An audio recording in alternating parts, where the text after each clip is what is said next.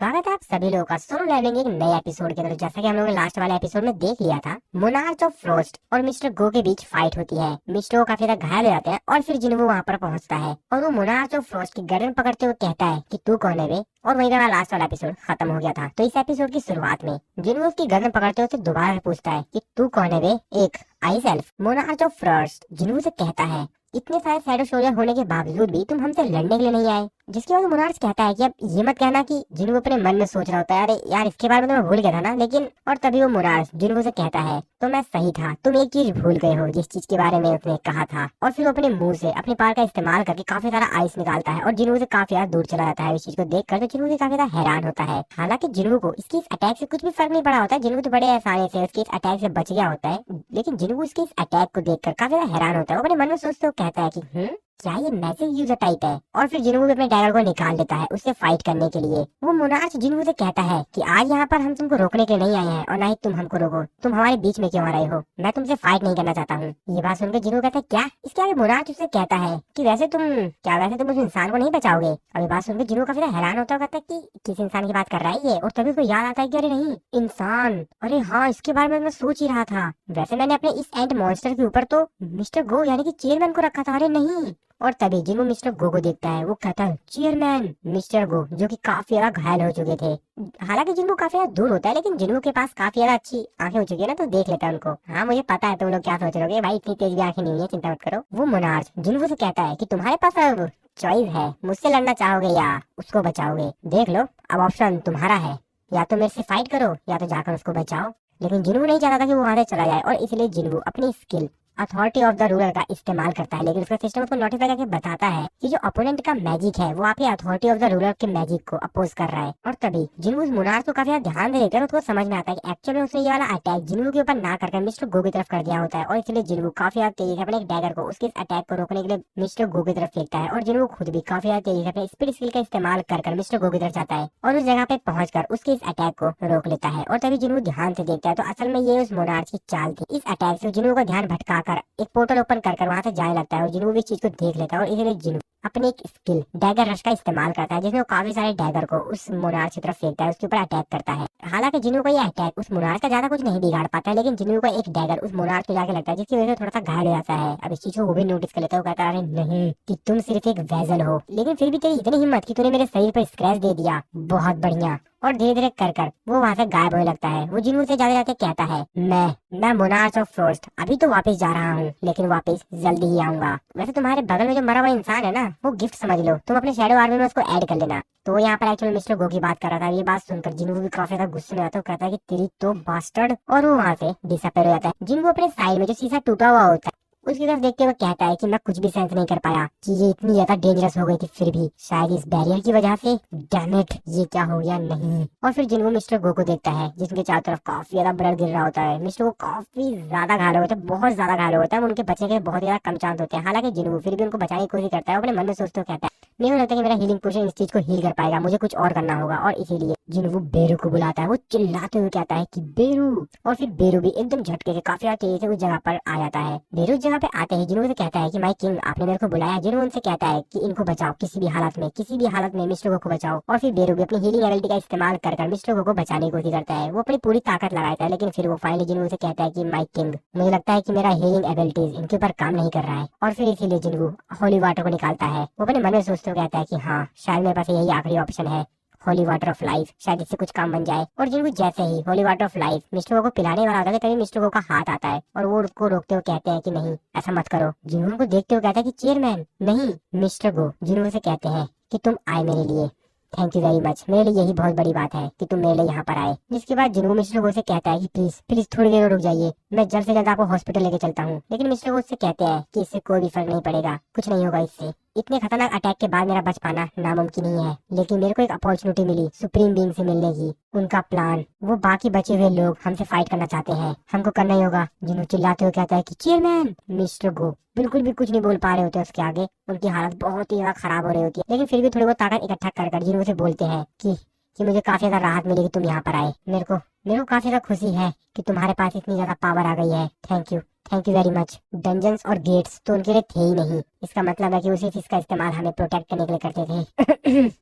एक दिन तुम्हारे पास एक ऐसा मौका आएगा जब तुम्हें चॉइस करना होगा कि तुम किस साइड खड़ा होना चाहते हो, किसकी साइड से लड़ना चाहते हो। और मैं तुमसे रिक्वेस्ट करता हूँ, प्लीज प्लीज इंसानों के साइड ही रहना। और ये कहते हुए मिस्टर को काफी ज्यादा रो रहे होते हैं। मैं हमेशा से चाहता था कि मैं यंग हंटर्स के साथ लड़ूं, उनके साइड में रहकर मॉन्स्टर से फाइट करूं, लेकिन मुझे नहीं लगता कि मैं इस बॉडी से ऐसा कुछ नहीं कर पाऊंगा। ये तो इम्पॉसिबल ही है। लेकिन मेरे को किसी भी चीज को लेकर रिग्रेट नहीं है, क्योंकि मैं भी ये सब चीजें तुम जैसे यंग के हाथ में देख के जा रहा हूँ। और मेरे को रियलाइज हो गया था कि मेरे पास अब ज्यादा समय नहीं बचा है। लेकिन तुम जानते हो मेरा दिल अभी तक रुकना बंद क्यों नहीं हुआ? क्योंकि वो सिर्फ तुमसे मिलना चाहता था। और मिस्टर वो की ये बात को सुनकर जिनको काफी ज्यादा इमोशनल हो जाता है। मिस्टर वो आगे कहते हैं कि हाँ, ये सब कुछ सिर्फ तुम्हारे से मिलने के लिए था। कितना बेहतरीन सुकून है ना। Thank you very much. और ऐसा कहकर मिस्टर वो मर जाते हैं। और अब इसी को देखकर जिनको काफी ज्यादा हैरान हो जाता है, उसकी आंखों में से आंसू आने लगते हैं। वो चाहता था कि बहुत ज्यादा तेज रोए, लेकिन शायद वो ऐसा नहीं कर पाता, क्योंकि अगर वो ऐसा करेगा तो मिस्टर गो ने जो उसके ऊपर उम्मीदें रखी थी उस पर थोड़ा सा इफेक्ट पड़ेगा। और इसलिए जिनको ना चाहते हुए भी सिर्फ अपनी आंखों में आंसू लिए उनको देख रहा होता है। हम लोग शहर में देखते हैं जहाँ पर अब धीरे धीरे बारिश आने लग जाती है, और पूरे शहर में काफी ज्यादा तेजी से बारिश आने लगती है और ठंडी हवाओं के साथ बारिश होने लगती है। और ये चीज काफी दिनों तक चलती रहती है। मिस्टर गो की इस मौत को काफी सारे न्यूज वाले कवर अप करते हैं। लगभग सभी न्यूज के हेडलाइंस पर सिर्फ इसी की बात चल रही थी कि ब्राजील के ग्रेट हंटर जोनस और इसी तरीके से कोरिया के हंटर एसोसिएशन चेयरमैन, जिनकी बहुत ज्यादा बुरी तरीके से मारकर उनकी हत्या कर दी गई, और हंटर सांग जिन वू जो कि अब कोरिया वापस आ चुके हैं, मिस्टर क्रिस्फर ग्रेट हंटर जोनस, और अब मिस्टर गो जो कि कोरिया हंटर एसोसिएशन के चेयरमैन भी थे। और दुनिया के सबसे बेहतरीन हंटर्स की इस तरीके से मौत पर तो पूरी दुनिया ही काफी ज्यादा पैनिक में थी। पूरी दुनिया काफी ज्यादा हैरान थी। पूरी दुनिया की जो मेन स्ट्रीम मीडिया थी वो इन हंटर्स की मौत के ऊपर ही फोकस कर रहे थे कि किस तरीके से एक एक करके दुनिया के सबसे बेहतरीन हंटर्स मारे जा रहे हैं। आखिरकार दुनिया में हो क्या रहा है? इंसानों को हंटर्स प्रोटेक्ट करते हैं, लेकिन अब हंटर को कौन प्रोटेक्ट करेगा? और दुनिया के सबसे बेहतरीन हंटर्स की मृत्यु के बाद दुनिया पूरी तरीके से पैनिक में थी। ये तो एक अलग ही लेवल का थ्रेट था। मिस्टर गो की बॉडी को भी दफना दिया जाता है। जिनवू जो कि साइड में खड़ा था, हालांकि जिनवू के एक्सप्रेशन से तो कुछ ऐसा नहीं लग रहा था कि वो उदास है, लेकिन जिनवू अंदर से काफी ज्यादा उदास था। और तभी वो साइड देता है मिस्टर वू को। वो मिस्टर वू की तरफ देखते हुए कहता है कि मिस्टर वू च्यूल, आप ठीक तो है ना? मिस्टर वू च्यूल जो कि एकदम शांत थे, वो कहते हैं, मेरे को जब हंटर्स ने इस चीज के बारे में बताया तो मेरे को तो इस चीज पे विश्वास ही नहीं हुआ। जिस मॉन्स्टर ने चेयरमैन को मारा है, क्या तुम उस मॉन्स्टर को अपनी पावर के साथ भी नहीं मार पाए? जिनवू को रिप्लाई देते हुए कहता है कि जब मैं वहाँ पर पहुंचा था तो पहले ही। ये बात सुनकर मिस्टर च्यूल कहते हैं, ऐसा लग रहा है कि ये सच नहीं है। और ऐसा कहते हुए वो रोने लगते हैं। कल ही तो हमारी बात हुई थी, उन्होंने मेरे को कहा था कि कंट्री में जल्द से जल्द वापस आ जाओ, और अब ये कुछ हो गया। थैंक यू मिस्टर जिनवू कि आप चेयरमैन के साथ उनके लास्ट मूवमेंट पे थे। नहीं, मैं उसे मार दूंगा। मैं कसम खाता हूँ कि जिस मॉन्स्टर ने चेयरमैन को मारा है मैं उसे मारूंगा। हाँ, मैं उसे मार दूंगा। जिनवू उनकी बात सुनकर कहता है कि हाँ, बिल्कुल ऐसा ही होगा। क्या आप रिपोर्टर्स को बुलाएंगे? इसके बाद हम लोग कुछ दिनों बाद का सीन देखते हैं। जिनवू एक इंटरव्यू देता है जहाँ पर काफी सारे रिपोर्टर्स आए हुए थे। जिनवू उन सभी लोगों को बताता है कि मॉन्स्टर्स इस दुनिया के सबसे बेहतरीन जो इंटेलिजेंस हंटर्स हैं उनको टारगेट कर रहे हैं। यहाँ पर जितने भी हंटर्स बैठे हुए हैं उनसे तो बहुत ज्यादा ताकतवर है वो लोग, और इन वीपन से तो कोई भी फर्क नहीं पड़ता। उन्हें कोई फर्क नहीं पड़ता कि कितने लोगों को मार देते हैं। उनके रास्ते में जो कोई भी आएगा वो उनको मारते चले जाएंगे। ये बात सुनकर एक रिपोर्टर कहता है कि मॉन्स्टर की कॉलोनी, तो आप ऐसा कहना चाहते हैं कि जिस मॉन्स्टर ने चेयरमैन गो को मारा है वो उनमें से एक है? जिनवू उस रिपोर्टर को रिप्लाई देते हुए कहता है कि वो मॉन्स्टर्स अपनी पावर का इस्तेमाल करके चारों तरफ को ब्लॉक कर देते हैं, यानी कि चारों तरफ को एक तरह से आइसोलेट कर देते हैं, और अब उस चीज के अंदर जो कुछ भी हो रहा हो बाहर की दुनिया को उस चीज के बारे में तो कभी कुछ पता ही नहीं चलेगा। तो हाँ, हम लोग को काफी ज्यादा संभल के रहना होगा। जिनवू उस मोनार्च की बात याद करता है जो उसने ज्यादा समय कहा था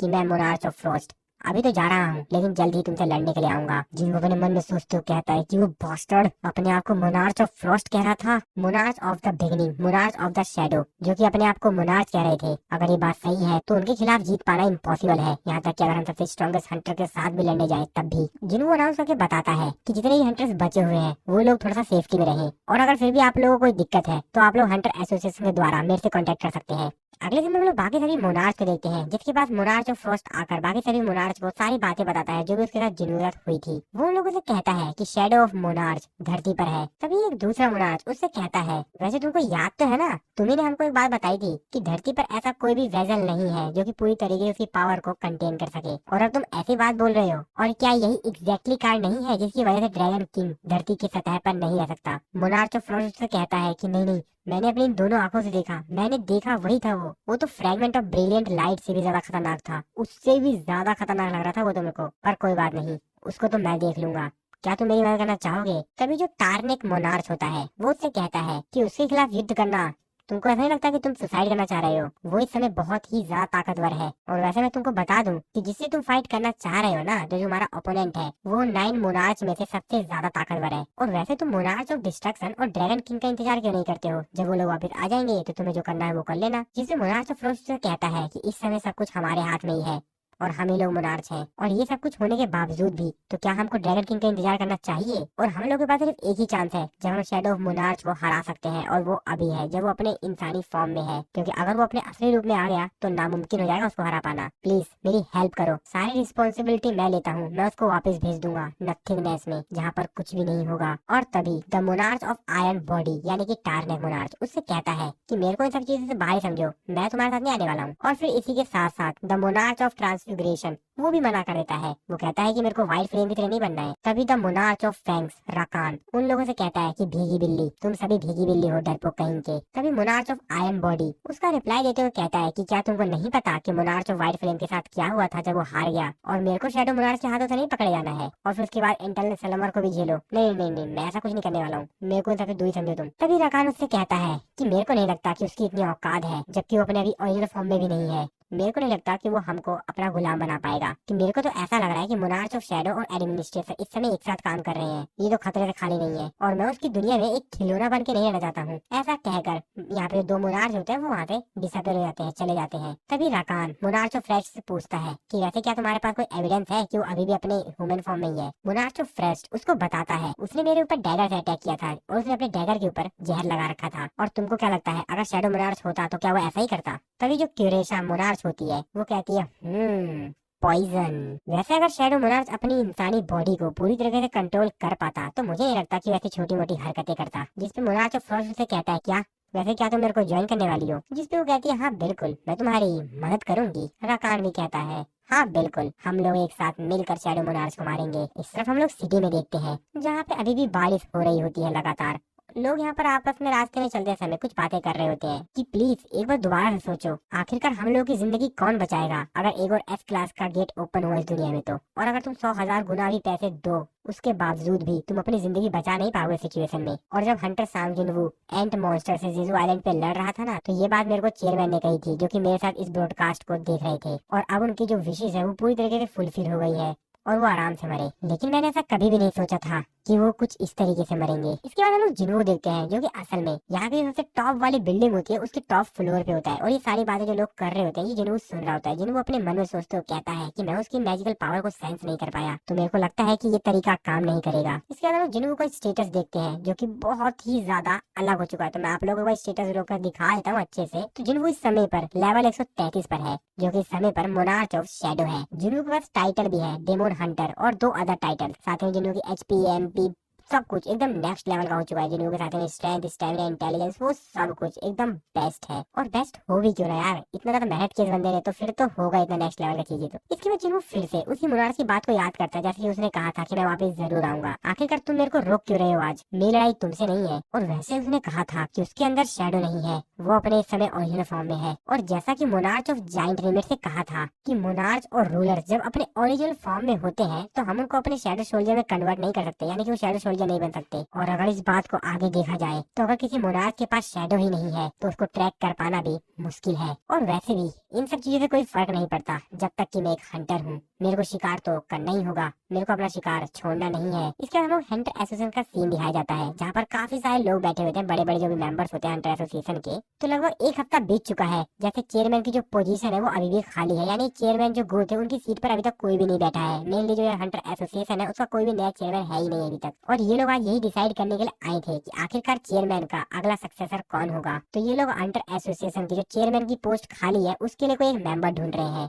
तो आज ये लोग इसी बातचीत को करने के लिए आए हैं कि आखिरकार किसको नेक्स्ट चेयरमैन बनाया जाए। ये लोग यहाँ पर यही बातें कर रहे होते हैं कि जैसा कि चेयरमैन एक ऐसे रैंक के हंटर्स थे, साथ ही वो हंटर एसोसिएशन से काफी तरीकों से जुड़े हुए थे, काफी सारे सिंबॉलिक मीनिंग भी थे। और जैसा कि एसोसिएशन 5 ग्रेट गिल्ड को संभालता है और इतने बड़े इंसान को इस तरीके से खो देना, तो आखिरकार अब कौन होगा जो कि गिल्ड को कंट्रोल करेगा। तब ये दूसरा मेंबर होता है वो कहता है कि तो तुम कहना चाहते हो कि जो अगला चेयरमैन होगा वो भी एक एस रैंक का हंटर ही होगा। अच्छा, तो तुम सजेस्ट कर रहे हो कि जो अगला चेयरमैन हो वो एक एस रैंक का हंटर हो। हालांकि जो हाई रैंक के हंटर्स होते हैं वो काफी ज्यादा बेहतरीन होते हैं, लेकिन हमको फिर भी थोड़ा संभल के रहना होगा अगर हम किसी आउटसाइडर को ला रहे हैं तो। हाँ, ये बात तो है। चलो ठीक है, अभी तक हम लोगों ने जितनी बातचीत की है इससे मैं तुमको एक बंदे को रिकमेंड करना चाहूंगा। तो मैं रिकमेंड करना चाहूंगा मिस्टर वू च्यूल को, हंटर एसोसिएशन का एक नया प्रेसिडेंट। अब ये बात तो सुनकर मिस्टर च्यूल भी काफी हैरान होते हैं। वो तो कुछ मतलब बोल ही नहीं पा रहे थे, शॉक में चले गए होते हैं। क्या मेरे को नया प्रेसिडेंट बनाया जा रहा है? वो कहते हैं कि व्हाट, मतलब क्या मतलब है इसका?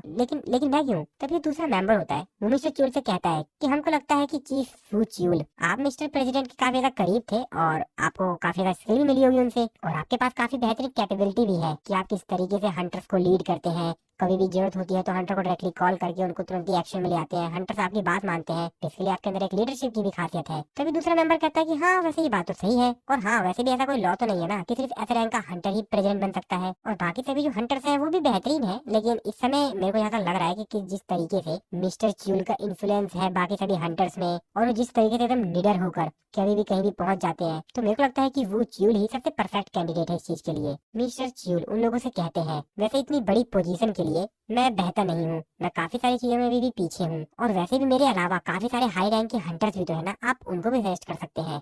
और वैसे भी अभी मैं काफी ज्यादा यंग हूँ और नया भी हूँ, वाइस प्रेसिडेंट की भी पोजीशन है। यहाँ पर जितने भी डायरेक्टर्स, मैनेजर्स, बाकी सभी जो लोग आज यहाँ पर इकट्ठे हुए हैं, यहाँ पर भी तो काफी सारे लोग हैं जो कि इस पोजीशन के लिए अच्छे हैं। और वैसे भी क्या मैं मिस्टर गो की उस पोजीशन में बैठ कर वो कर पाऊंगा जो मिस्टर गो करा करते थे? तभी उनमें से जो मेंबर होता है वो कहता है कि मैं और बाकी सभी जो यहाँ पर हंटर एसोसिएशन के एग्जीक्यूटिव्स हैं, मेंबर्स हैं, हम लोग में इतनी पावर नहीं है कि हम जो कोरिया के बाकी फोर्सेज हैं, बाकी हंटर्स हैं, उन सभी के आसपास घूमते हैं, उन सभी को कंट्रोल कर पाते हैं। हम लोगों सबसे बेहतरीन तो तुम ही कर पाते हो। साथ ही में तुम्हारा बाकी सभी जो बेहतरीन गिल्ड्स हैं उनसे काफी अच्छे कनेक्शंस भी हैं, और इन सबसे ऊपर क्या तुम्हारा मिस्टर सांगिनू के साथ कोई कनेक्शन नहीं है? जिस पे मिस्टर च्यूल उनका रिप्लाई देते हुए कहते हैं हाँ, हालांकि मैं हंटर सांगिनू से काफी बार मिलता हूँ, लेकिन इसका मतलब ये नहीं है कि मैं जानता हूँ कि असल में मिस्टर सांगिनू कहाँ पर है। वो तो अपने ही धुन में रहते हैं कहीं भी। तभी यहाँ पर जो बाकी मेंबर्स होते हैं वो कहते हैं हाँ हाँ ठीक है, वैसे हम लोग फोर्सफुली तो इंस्पेक्टर वू च्यूल को इस डिसीजन को लेने के लिए मना कर सकते नहीं है। चलिए ठीक है इंस्पेक्टर वू च्यूल, आप अच्छे से इस पोजीशन के बारे में सोचिए कि आपको हमारा प्रपोजल कैसा लगा। ये डिसीजन हम आपके ऊपर छोड़ते हैं कि आप हमारे इस प्रपोजल को एक्सेप्ट करेंगे या नहीं, ये आपके ऊपर है।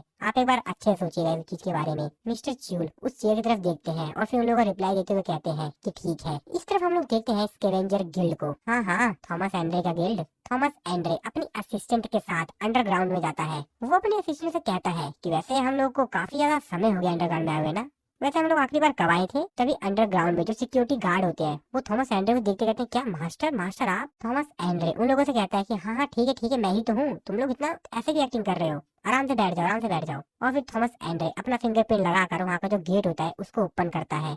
उसकी असिस्टेंट उससे कहती है कि क्या सच में, क्या वैसे आपने सच में सोच लिया है ना कि आप उसको यही गिफ्ट देंगे? थॉमस एंड्रे उससे कहता है कि क्यों, क्या हुआ? तुम्हें नहीं लगता कि वो इस गिफ्ट का हकदार है क्योंकि उसने मेरे को और मेरे मेंबर्स की जिंदगी को बख्शा है? उसकी असिस्टेंट कहती है कि नहीं ऐसी बात नहीं है। और फिर थॉमस एंड्रे उस रूम का गेट खोलते हुए मुस्कुराता है और कहता है कि वैसे तुमको क्या लगता है उसके पास ये स्किल्स नहीं है क्या एक हंटर के तौर पर इस चीज का इस्तेमाल कर पाने की? उसकी असिस्टेंट थोड़ा सा सोचती है और फिर ये लोग उस रूम के अंदर चले जाते हैं। थॉमस एंड्रे मुस्कुराते हुए कहता है कि ऑसम, हमेशा से ऑसम। उसकी असिस्टेंट कहती है कि ये इस पूरी दुनिया में सिर्फ 2 ही है और मेरे को उम्मीद है कि फ्यूचर में भी ये नंबर सेम रहेगा। थॉमस एंड्रे कहता है हाँ बिल्कुल। उसकी असिस्टेंट कहती है कि क्या तो फिर भी आप उसको ये देना चाहेंगे? जिसपे थॉमस एंड्रे मुस्कुराते हुए कहता है हाँ बिल्कुल, एग्जैक्टली यही तो रीजन है कि मैं उसको ये दे रहा हूँ। वैसे तुम इसको वेस्ट मत समझो, और वैसे भी यहाँ पे पड़े पड़े तो सड़ ही रहे थे ना, धूल खा रहे थे। और उसके बाद हम लोग देखते हैं उन डैगर्स को जो की काफी ज्यादा शानदार और बेहतरीन लग रहा था। तो जैसा कि आप लोगों को मालूम ही होगा कि जिन्होंने लास्ट टाइम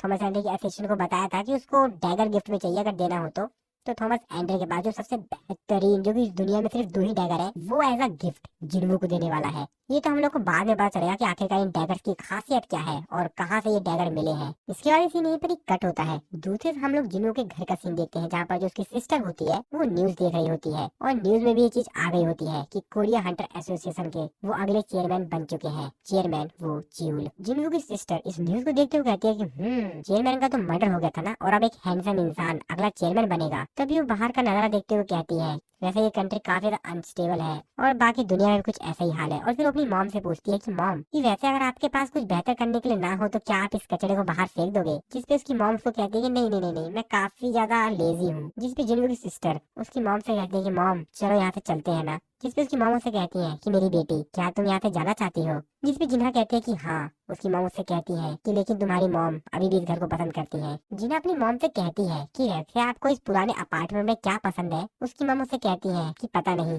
लेकिन फिर भी तुम्हारी मॉम इस हाउस को पसंद करती है। अब जिन्हा भी ये बात सुनकर अपने मन में कुछ सोच रही होती है और फिर इसके आगे अपनी मॉम को कुछ भी नहीं बोलती है और फिर वहाँ से चुपचाप जाने लगती है। तभी उसकी मॉम उससे कहती है, मेरी प्यारी बेटी, क्या तुम वॉशिंग मशीन में से कपड़े निकाल दोगी? और तभी जिन्हा उस रूम में जाती है। वो वहाँ पर किसी चीज को देखकर काफी ज्यादा हैरान होती है और चिल्लाते हुए कहती है कि मॉम।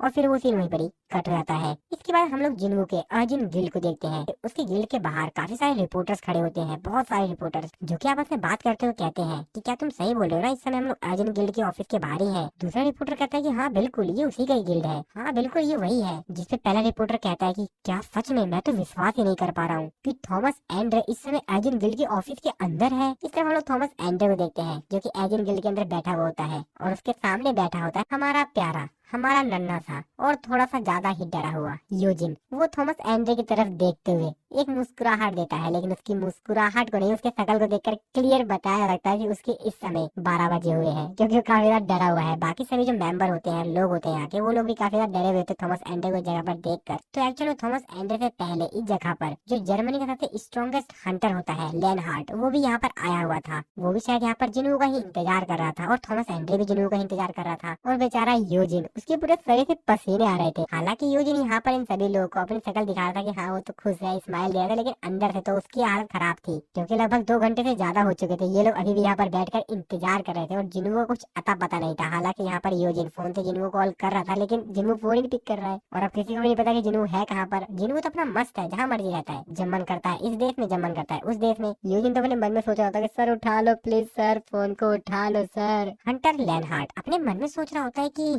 थॉमस एंड्रे यहाँ पर क्या करने के लिए आया है? क्या वो भी सांग जिन्हू को ढूंढ रहा है? कि क्या मैं आज सांग जिन्हू को देख भी पाऊंगा? थॉमस एंड्रे अपने असिस्टेंट से पूछता है कि क्या हुआ, जिन्हू कहाँ पर है? उसकी असिस्टेंट को बताती है कि मिस्टर सांगिन शायद रेड पर गए हैं और ऐसा लगता है कि वो रोज ऑफिस भी नहीं आते हैं, ऐसा इन लोगों ने कहा। योजिन भी कहता है कि हाँ हाँ कुछ ऐसा ही है कुछ। और तभी हम लोग जिन्हू देखते हैं, जो कि वापस आता है। वो कहता है यार वापस आ गया मैं। उसे क्या पता था कि अंदर क्या कर लेकर रखा है। और जैसे जिन्हू वहाँ पर एंट्री लेता है, योजिन बाकी सभी जो लोग होते हैं खुशी के मारे कहते हैं कि सर आप आ गए, सर आप आ गए। तभी जिन्हू यहाँ पर थॉमस एंड्रे देखता है। वो अपने मन में सोचते हुए कहता ओ। तभी मैं सोचा कि मेरी बिल्डिंग के बाहर इतने सारे रिपोर्टर्स क्यों हैं? मुझे लग ही रहा था कुछ ऐसा कि थॉमस यहाँ पर है।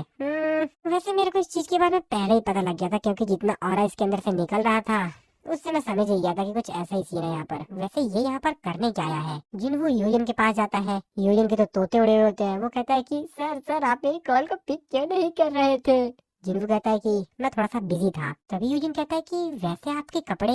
जिन्हू से कहता है कि वैसे रिसेंटली काफी सारे गेट ब्रेक हो रहे हैं, तो मैं इस समय पर आलसी तो नहीं बैठ सकता ना, तो रोज काम कर रहा हूँ मैं। और अपने मन में सोचते हुए कहता है बेरू और इग्रीस भी अपनी रैंक बढ़ा रहे हैं। थॉमस एंड्रे जिन्हू से कहता है कि मिस्टर सांग जिन्हू, काफी समय हो गया ना। थॉमस एंड्रे और जिन्हू बस एक दूसरे को ही देख रहे होते हैं। उनके बीच में साइड में खड़ा होता है योजिन बेचारा। वो अपने मन में सोचते हुए कहता है कि एक मिनट शायद वो दोबारा लड़ाई करने वाले हैं क्या? है सही में लड़ाई करने वाले हैं क्या? जिन्हू थॉमस एंड्रे से पूछता है कि वैसे तुम कोरिया क्या करने के लिए आए हो? थॉमस एंड्रे बोलता है वैसे मैंने तुमको कुछ प्रॉमिस किया था, याद नहीं है क्या तुमको? मैं तुमसे कहा था ना कि जब मैं एक बार पूरी तरीके से रिकवर हो जाऊंगा तो तुम्हारे साथ खाना खाऊंगा, और साथ ही मैं तुम्हारे लिए बहुत ही बेहतरीन, बहुत ज्यादा बेहतरीन गिफ्ट भी लेकर आया हूँ। जिनको गिफ्ट सुनते कहता है हो गिफ्ट।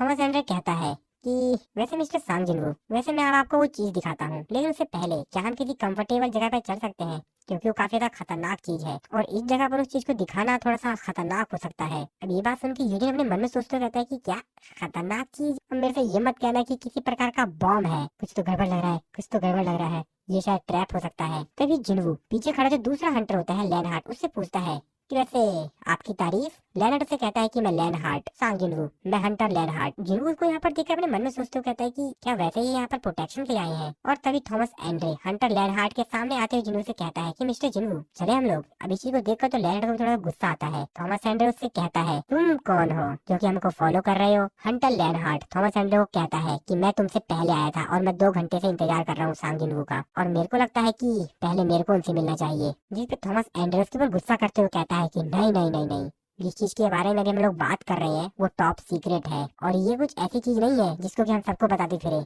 ये सीक्रेट चीज है। लेनहार्ड जो कि अपने मन में सोचते कहता है कि ये सब कुछ क्या हो रहा है, मेरे को आज से पहले इस तरीके से ट्रीट नहीं किया गया है। थॉमस एंड्रे कहता है जिनवू से तो चले मिस्टर जिनवू। अब जिनवू भी क्या ही करता, वो भी चल देता है इसके साथ। फिर ये लोग रूम में जाके बैठते हैं जहाँ पर खाना होता है इन लोगों के सामने बढ़िया बढ़िया। थॉमस एंड्रे अपने गार्ड से कहता है कि ले आओ यार वो सामान ले आओ, तुमको मालूम नहीं है कितने समय से हम इस चीज का इंतजार कर रहे हैं, इस पल का। ले आओ फटाफट ले आओ। जिनवू अपने मन में सोच रहा होता है कि क्या चीज है यार ये। तभी थॉमस एंड्रे जिनवू से कहता है कि क्या तुम फील कर सकते हो इस आइटम की पावर को। वैसे मैं आपको ये गिफ्ट देना चाहता हूँ क्योंकि तुमने मुझे और मेरे गिल्ड के मेंबर की जिंदगी बख्शी दी थी। और फिर उस बॉक्स को ओपन किया जाता है। उसकी पावर को जिनवू थोड़ा सा सेंस करने लगता है।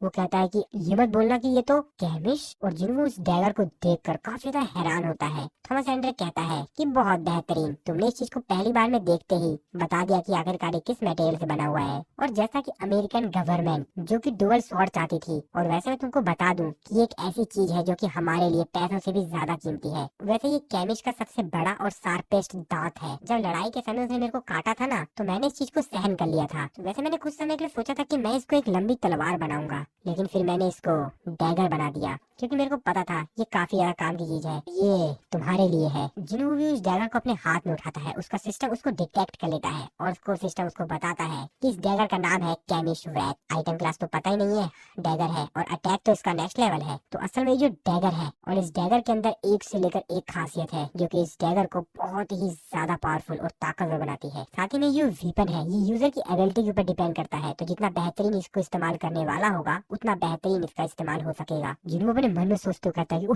तेरी इसका अटैक 1500 है। ओ माय गॉड, ये तो बेहतरीन है, नेक्स्ट लेवल। और मेरे को लगता था कि जो डेमन किंग का डैगर है वो सबसे अमेजिंग है, लेकिन इसकी तो कोई तुलना ही नहीं है। तो जिनवू के पास जो डेमन किंग का डैगर था उसका अटैक सिर्फ 220 था, और उसकी तुलना में इसका अटैक बहुत ही ज्यादा है। इसके बाद जिनवू उस स्वॉर्ड से थोड़ी सी कलाकारी दिखाता है, टेस्ट करता है बेसिकली उस डैगर का। थॉमस एंड्रे भी जिनवू की तारीफ करते हुए कहता है कि ओ मिस्टर सांग जिनवू, अगर मैं अपनी इनहेंस स्किल का इस्तेमाल कर कर इस डैगर को इस्तेमाल करने की कोशिश करूँ तो भी मैं उतना बेहतरीन नहीं कर पाऊंगा जितना बेहतरीन तुम कर पा रहे हो।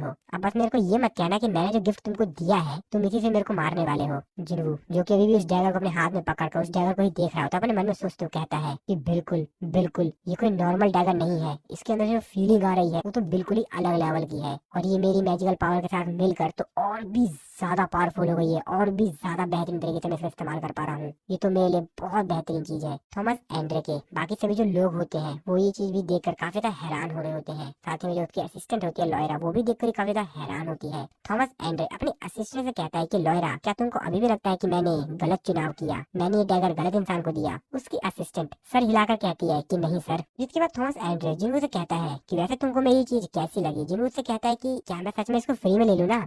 थॉमस एंड्रे कहता है क्या क्या फ्री में? नहीं नहीं नहीं नहीं नहीं, फ्री का मतलब क्या है? तुमने मेरे को और मेरे लोगों को जिंदा छोड़ दिया, उसके एक्सचेंज में दे रहा हूँ मैं तुमको ये। जिस पे जिनवू कहता है अच्छा ऐसी बात है, चलो ठीक है फिर तो मैं इसको अपसेट करता हूँ। ये बात सुनकर थॉमस एंड्रे कहता है ये इस चीज ने मेरे को और ज्यादा खुश कर दिया। और तभी ये लोग किसी चीज को सेंस करते हैं। ये सभी लोग भी काफी हैरान होते हैं कि आखिरकार ये चीज है क्या। और फिर तभी थॉमस एंड्रे जिनवू से कहता है कि मिस्टर जिनवू, अभी आपने भी? जिनवू कहता है कि हाँ बिल्कुल। और फिर ये लोग रूम से बाहर आते हैं। बाहर सभी लोग आसमान की तरफ देख रहे होते हैं और काफी ज्यादा डरे हुए होते हैं, काफी ज्यादा हैरान होते हैं। वो लोग कह रहे होते हैं कि ये तो। और फिर जिनवू भी अपने गिल्ड से बाहर आता है थॉमस एंड्रे के साथ। वो लोग भी आसमान की तरफ देखकर काफी ज्यादा हैरान होते हैं। जिनवू आसमान की तरफ देखते हुए अपने मन में सोचते हुए कहता है आखिरकार ये है क्या? इतनी ज्यादा इंटेंस मैजिकल एनर्जी जो कि इस चीज के अंदर से निकल रही है, क्या ये अपने ओरिजिनल फॉर्म में है? थॉमस एंड्रे कहता है कि मैं तो अपनी आंखों पर विश्वास ही नहीं कर पा रहा हूँ। इतना बड़ा गेट मैंने अपने जीवन में पहली बार देखा है। ये तो उससे भी ज्यादा बड़ा है जिसके अंदर से कैमिश बाहर आया था। और शायद दुनिया हमको बताना चाहती है कि इतने बड़े गेट के अंदर से कुछ ऐसा बाहर आने वाला है जो कि हमारे कॉमन सेंस से भी बाहर है, जिसकी हम कल्पना भी नहीं कर सकते। और ये जो गेट होता है वो बहुत ही ज्यादा बड़ा होता है, बहुत बहुत ज्यादा बड़ा। वहाँ पे जो सिविलियंस होते हैं आसमान की तरफ देखते हुए, वो लोग काफी ज्यादा हैरान होते हैं। वो लोग तो बहुत ज्यादा डर गए होते हैं। काफी सारे लोग उस चीज की रिकॉर्डिंग कर रहे होते हैं। और ये जो गेट अपीयर हुआ था ये बहुत ही ज्यादा बड़ा था। आज से पहले इससे बड़ा गेट कभी भी नहीं देखा गया था पूरी दुनिया में। हंटर एसोसिएशन को सारी जानकारी दी जा रही होती है। वहाँ पर बताया जा रहा होता है कि हाँ, हम लोग इस समय इसी जगह पर हैं। हम लोग के सामने सियोल में जो सियोल के आसमान में बहुत बड़ा गेट ओपन हुआ है। और जब से पहला गेट अपीयर होता है इस दुनिया में, तब से लेकर अब तक का ये सबसे बड़ा गेट है।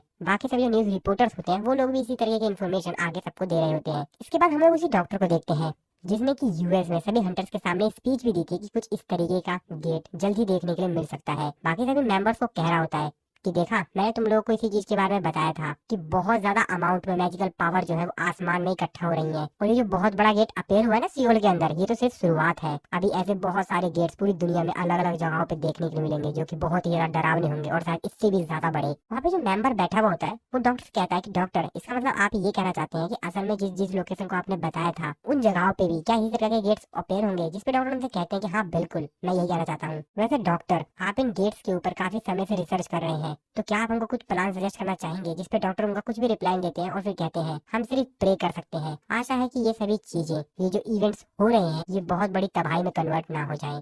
इस तरफ हम लोग जिन्गू को देखते हैं जो कि काइजल के ऊपर बैठकर उस गेट के नियर जाता है। जैसे जिन्गू उस गेट के क्लोज पहुंचता है तो ये चीज देख के काफी ज्यादा हैरान होता है। वो अपने मन में सोचते हुए कहता है कि बहुत ही ज्यादा अजीब लग रहा है, बहुत ही ज्यादा अजीब बात है। ऐसा लगता है कि यहाँ पर एक बहुत बड़ी दीवार है जो कि मेरे को रोकने की कोशिश कर रही है। और ये कोई मामूली दीवार नहीं है, हो सकता है कि ये कोई ऑर्डिनरी दीवार हो जिसको कि बड़े आसानी से तोड़ा जा सके। लेकिन एक ऐसा गेट जिसको कि मोनार्च भी नहीं तोड़ सकता, तो जरूर इस गेट के अंदर कुछ ऐसे क्रिएचर्स होंगे जो कि बहुत ही ज्यादा डिफरेंट होंगे, जिसको कि हम लोगों ने आज से पहले कभी नहीं देखा है। इससे कोई भी फर्क नहीं पड़ता है कि क्या होगा। मेरे दोस्त और मेरी फैमिली नीचे है और मेरा बिल्कुल भी ऐसा कोई इंटेंशन नहीं है कि मैं इस क्रिएचर को यहाँ से आराम से जाने दूंगा। तभी जिन्हू के फोन पर मिस्टर वू च्यूल का फोन आता है। जिन्हू उनसे बोलता है कि हेलो चीफ वू च्यूल। मिस्टर च्यूल जिन्हू से कहते हैं हाँ बोले मिस्टर जिन्हू, मैं आपको सुन नहीं पा रहा हूँ, क्या मैं आपको दोबारा कॉल करूँ? जिसपे जिन्हू उनसे बोलता है कि नहीं नहीं, इसकी कोई भी जरूरत नहीं है, मैं इस समय काफी ज्यादा ऊंचाई पर हूँ तो यहाँ पर टावर की दिक्कत होगी। शायद मेरे को आपको प्रेसिडेंट वू च्यूल कहना चाहिए आपसे। मिस्टर च्यूल उससे कहते हैं कि तुम मेरे को जो कहना चाहो वो कह सकते हो, और मेरे को नहीं लगता कि मैं इस पोजीशन को डिजर्व भी करता था। जिन्हों मिस्टर च्यूल से कहता है कि वैसे जिस चीज के बारे में मैंने आपसे कहा था क्या आपने वो देखा?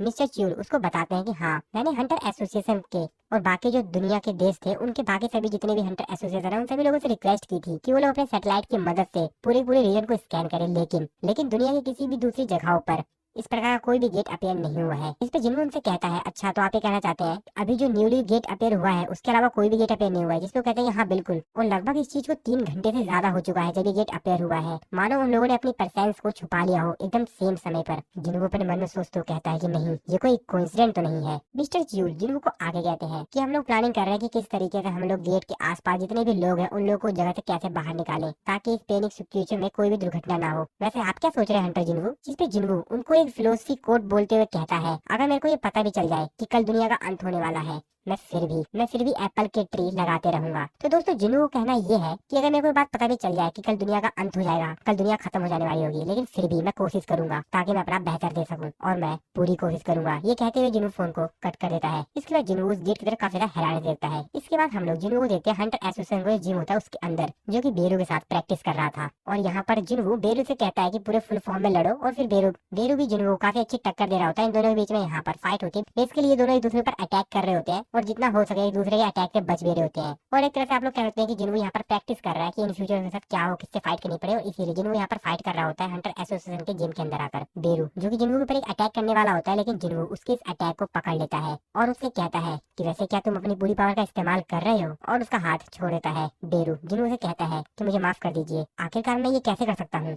जिन्हों कहता है हाँ ठीक है, बस मेरे को थोड़ी बहुत एक्सरसाइज करनी थी, तुम जानते हो मेरे पास कोई और दूसरा नहीं है, सिर्फ तुम ही हो। जिन्हों बेरू की तारीफ करते हुए कहता है तुम्हारे बात करने का तरीका तो बहुत ही ज्यादा तेजी से इम्प्रूव हो रहा है, क्या तुमने किसी इंसान को तो नहीं खा लिया है ना? खा लिया है किसी इंसान को? जिन्हों बेरू से कहता है कि अपनी पूरी पावर का इस्तेमाल करते हुए लड़ना। बेरू भी कहता है ठीक है, और फिर बेरू भी तैयार हो जाता है। जिन्हों सिस्टम उसको नोटिफाई करके बताता है कि बेरू जो कि इस समय अपने मैक्सिमम लेवल पर आ चुका है, और फिर बेरू जिन्हों के ऊपर काफी ज्यादा तेजी की तरफ जाते हुए अटैक करता है, लेकिन जिन्हों उसके इस अटैक को बड़े ही आसानी से डॉज कर लेता है। जिन्हों बेरू से कहता है कि वैसे तुम जनरल रैंक पर पहुंच चुके हो और तुम पहले ज्यादा काफी ज्यादा ताकतवर भी हो चुके हो, लेकिन क्या तुम एक बात जानते हो, जनरल रैंक का मतलब होता है आर्मी का लीडर, और आर्मी का लीडर सिर्फ एक ही हो सकता है। और अगर एक बार ग्रीस और ग्रिड जनरल लेवल पे पहुंच जाएंगे तो तुम्हारे लेवल तक भी बहुत ही ज्यादा आसानी से पहुंच जाएंगे। और अगर तुम नहीं चाहते कि तुम्हारी ग्लोरी, तुम्हारा नाम इस तरीके से खत्म हो जाए, तो तुमको मेहनत करनी होगी, बहुत ज्यादा मेहनत। उसके बाद बेरू बहुत ज्यादा तेजी से जिन्हों के ऊपर काफी सारे अटैक्स करता है, बहुत सारे डायरेक्शन से, लेकिन जिन्हों के सारे अटैक्स को बड़ी आसानी से डॉज कर रहा होता है। आसानी से नहीं, मतलब थोड़ा सा जिन्हों को भी लग रहा था, बट हाँ, जिन्हों के सारे अटैक्स को डॉज कर लिया था। जिन्हों अपने मन में सोचते हुए कहता है कि ये काम नहीं कर रहा। हालांकि बेरू मेरा सबसे बेस्ट सोल्जर है मेरे बाकी सभी सोल्जर से, लेकिन फिर भी उन लोगों से ये फाइट में जीत नहीं पाएगा। और फिर जिन्हों बेरू को बहुत ज्यादा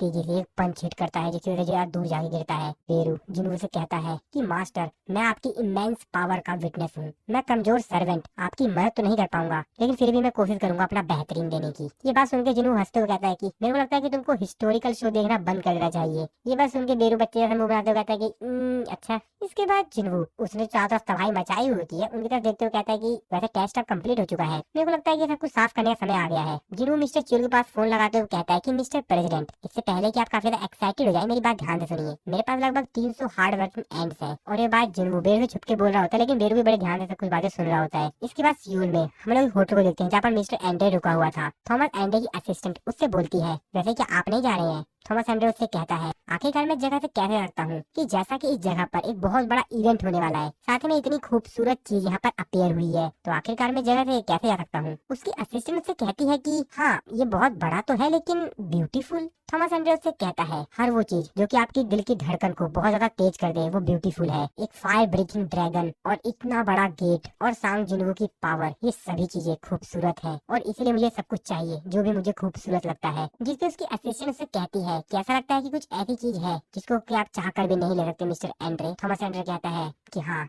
वो पॉसिबल ही नहीं है। थॉमस एंड्रे अपनी असिस्टेंट से कहता है कि ये सब छोड़ो, वैसे हम लोग घर वापस क्यों जाएं जब वहाँ पर कोई नया गेट अपेयर ही नहीं हुआ है? तो उसकी असिस्टेंट कहती है कि ब्यूरो चिंतित है। थॉमस एंड्रे कहता है, ओह चिंतित है, अच्छी बात है ये तो, क्योंकि इस दुनिया का सबसे सेफेस्ट प्लेस इस समय जिन्हों की साइड है। और इन सब के अलावा हमको चिंतित इस बारे में होना चाहिए कि अगर हम इस गेट को नहीं रोक पाए तो क्या होगा, और इसीलिए मैं यहाँ पर हूँ। मैं देखना चाहता हूँ अपनी इन दोनों आंखों से कि यहाँ पर क्या होगा। मैं यहाँ पर होने वाली हर एक चीज का गवाह बनना चाहता हूँ। क्या ये इंसानियत का अंत होगा या शुरुआत होगी एक नई दुनिया की? अगले सीन में हम लोग सिटी का सीन देखते हैं जहाँ पर गेट अपेयर हुआ था। वहाँ पे आसपास के जितने भी सिविलियंस थे वो सभी लोग अपने घरों को छोड़कर सेफ जगह पर जा रहे थे। पूरी सिटी में काफी ज्यादा भीड़ थी, पूरी ट्रैफिक जाम हो गई थी पूरी सिटी में। सभी लोग काफी ज्यादा परेशान थे इस बात से कि अपने घर को छोड़कर जा रहे हैं, लेकिन उन लोगों के पास कोई दूसरा ऑप्शन भी नहीं था। अगर वो यहाँ से नहीं जाएंगे तो वो मारे जा सकते हैं। हम लोग जिन्हों के घर का सीन देखते हैं। जिन्हों की सिस्टर जिन्हा अपनी मॉम से कहती है कि मॉम, हम लोग को इवैक्यूएट नहीं किया जाएगा क्या? उसकी मॉम उससे कहती है, जैसा कि ये जगह कुछ दिनों में वॉर जोन बनने वाली है, तो क्या हमारे लिए बेटर नहीं होगा कि हम खुद ही चॉइस करें कि हमको कहाँ मरना चाहिए? और वैसे भी इस डिस्ट्रिक्ट के आसपास जितने भी हाउसेज हैं उन लोगों को इवैक्यूएट करने की एडवाइस नहीं दी गई है। जिन्हा अपनी मॉम के ऊपर चिल्लाते हुए कहती है, लेकिन मैं अगले साल कॉलेज जाने वाली हूँ और मैं इतनी बड़ी भी नहीं हुई हूँ, अभी तो मेरी उम्र है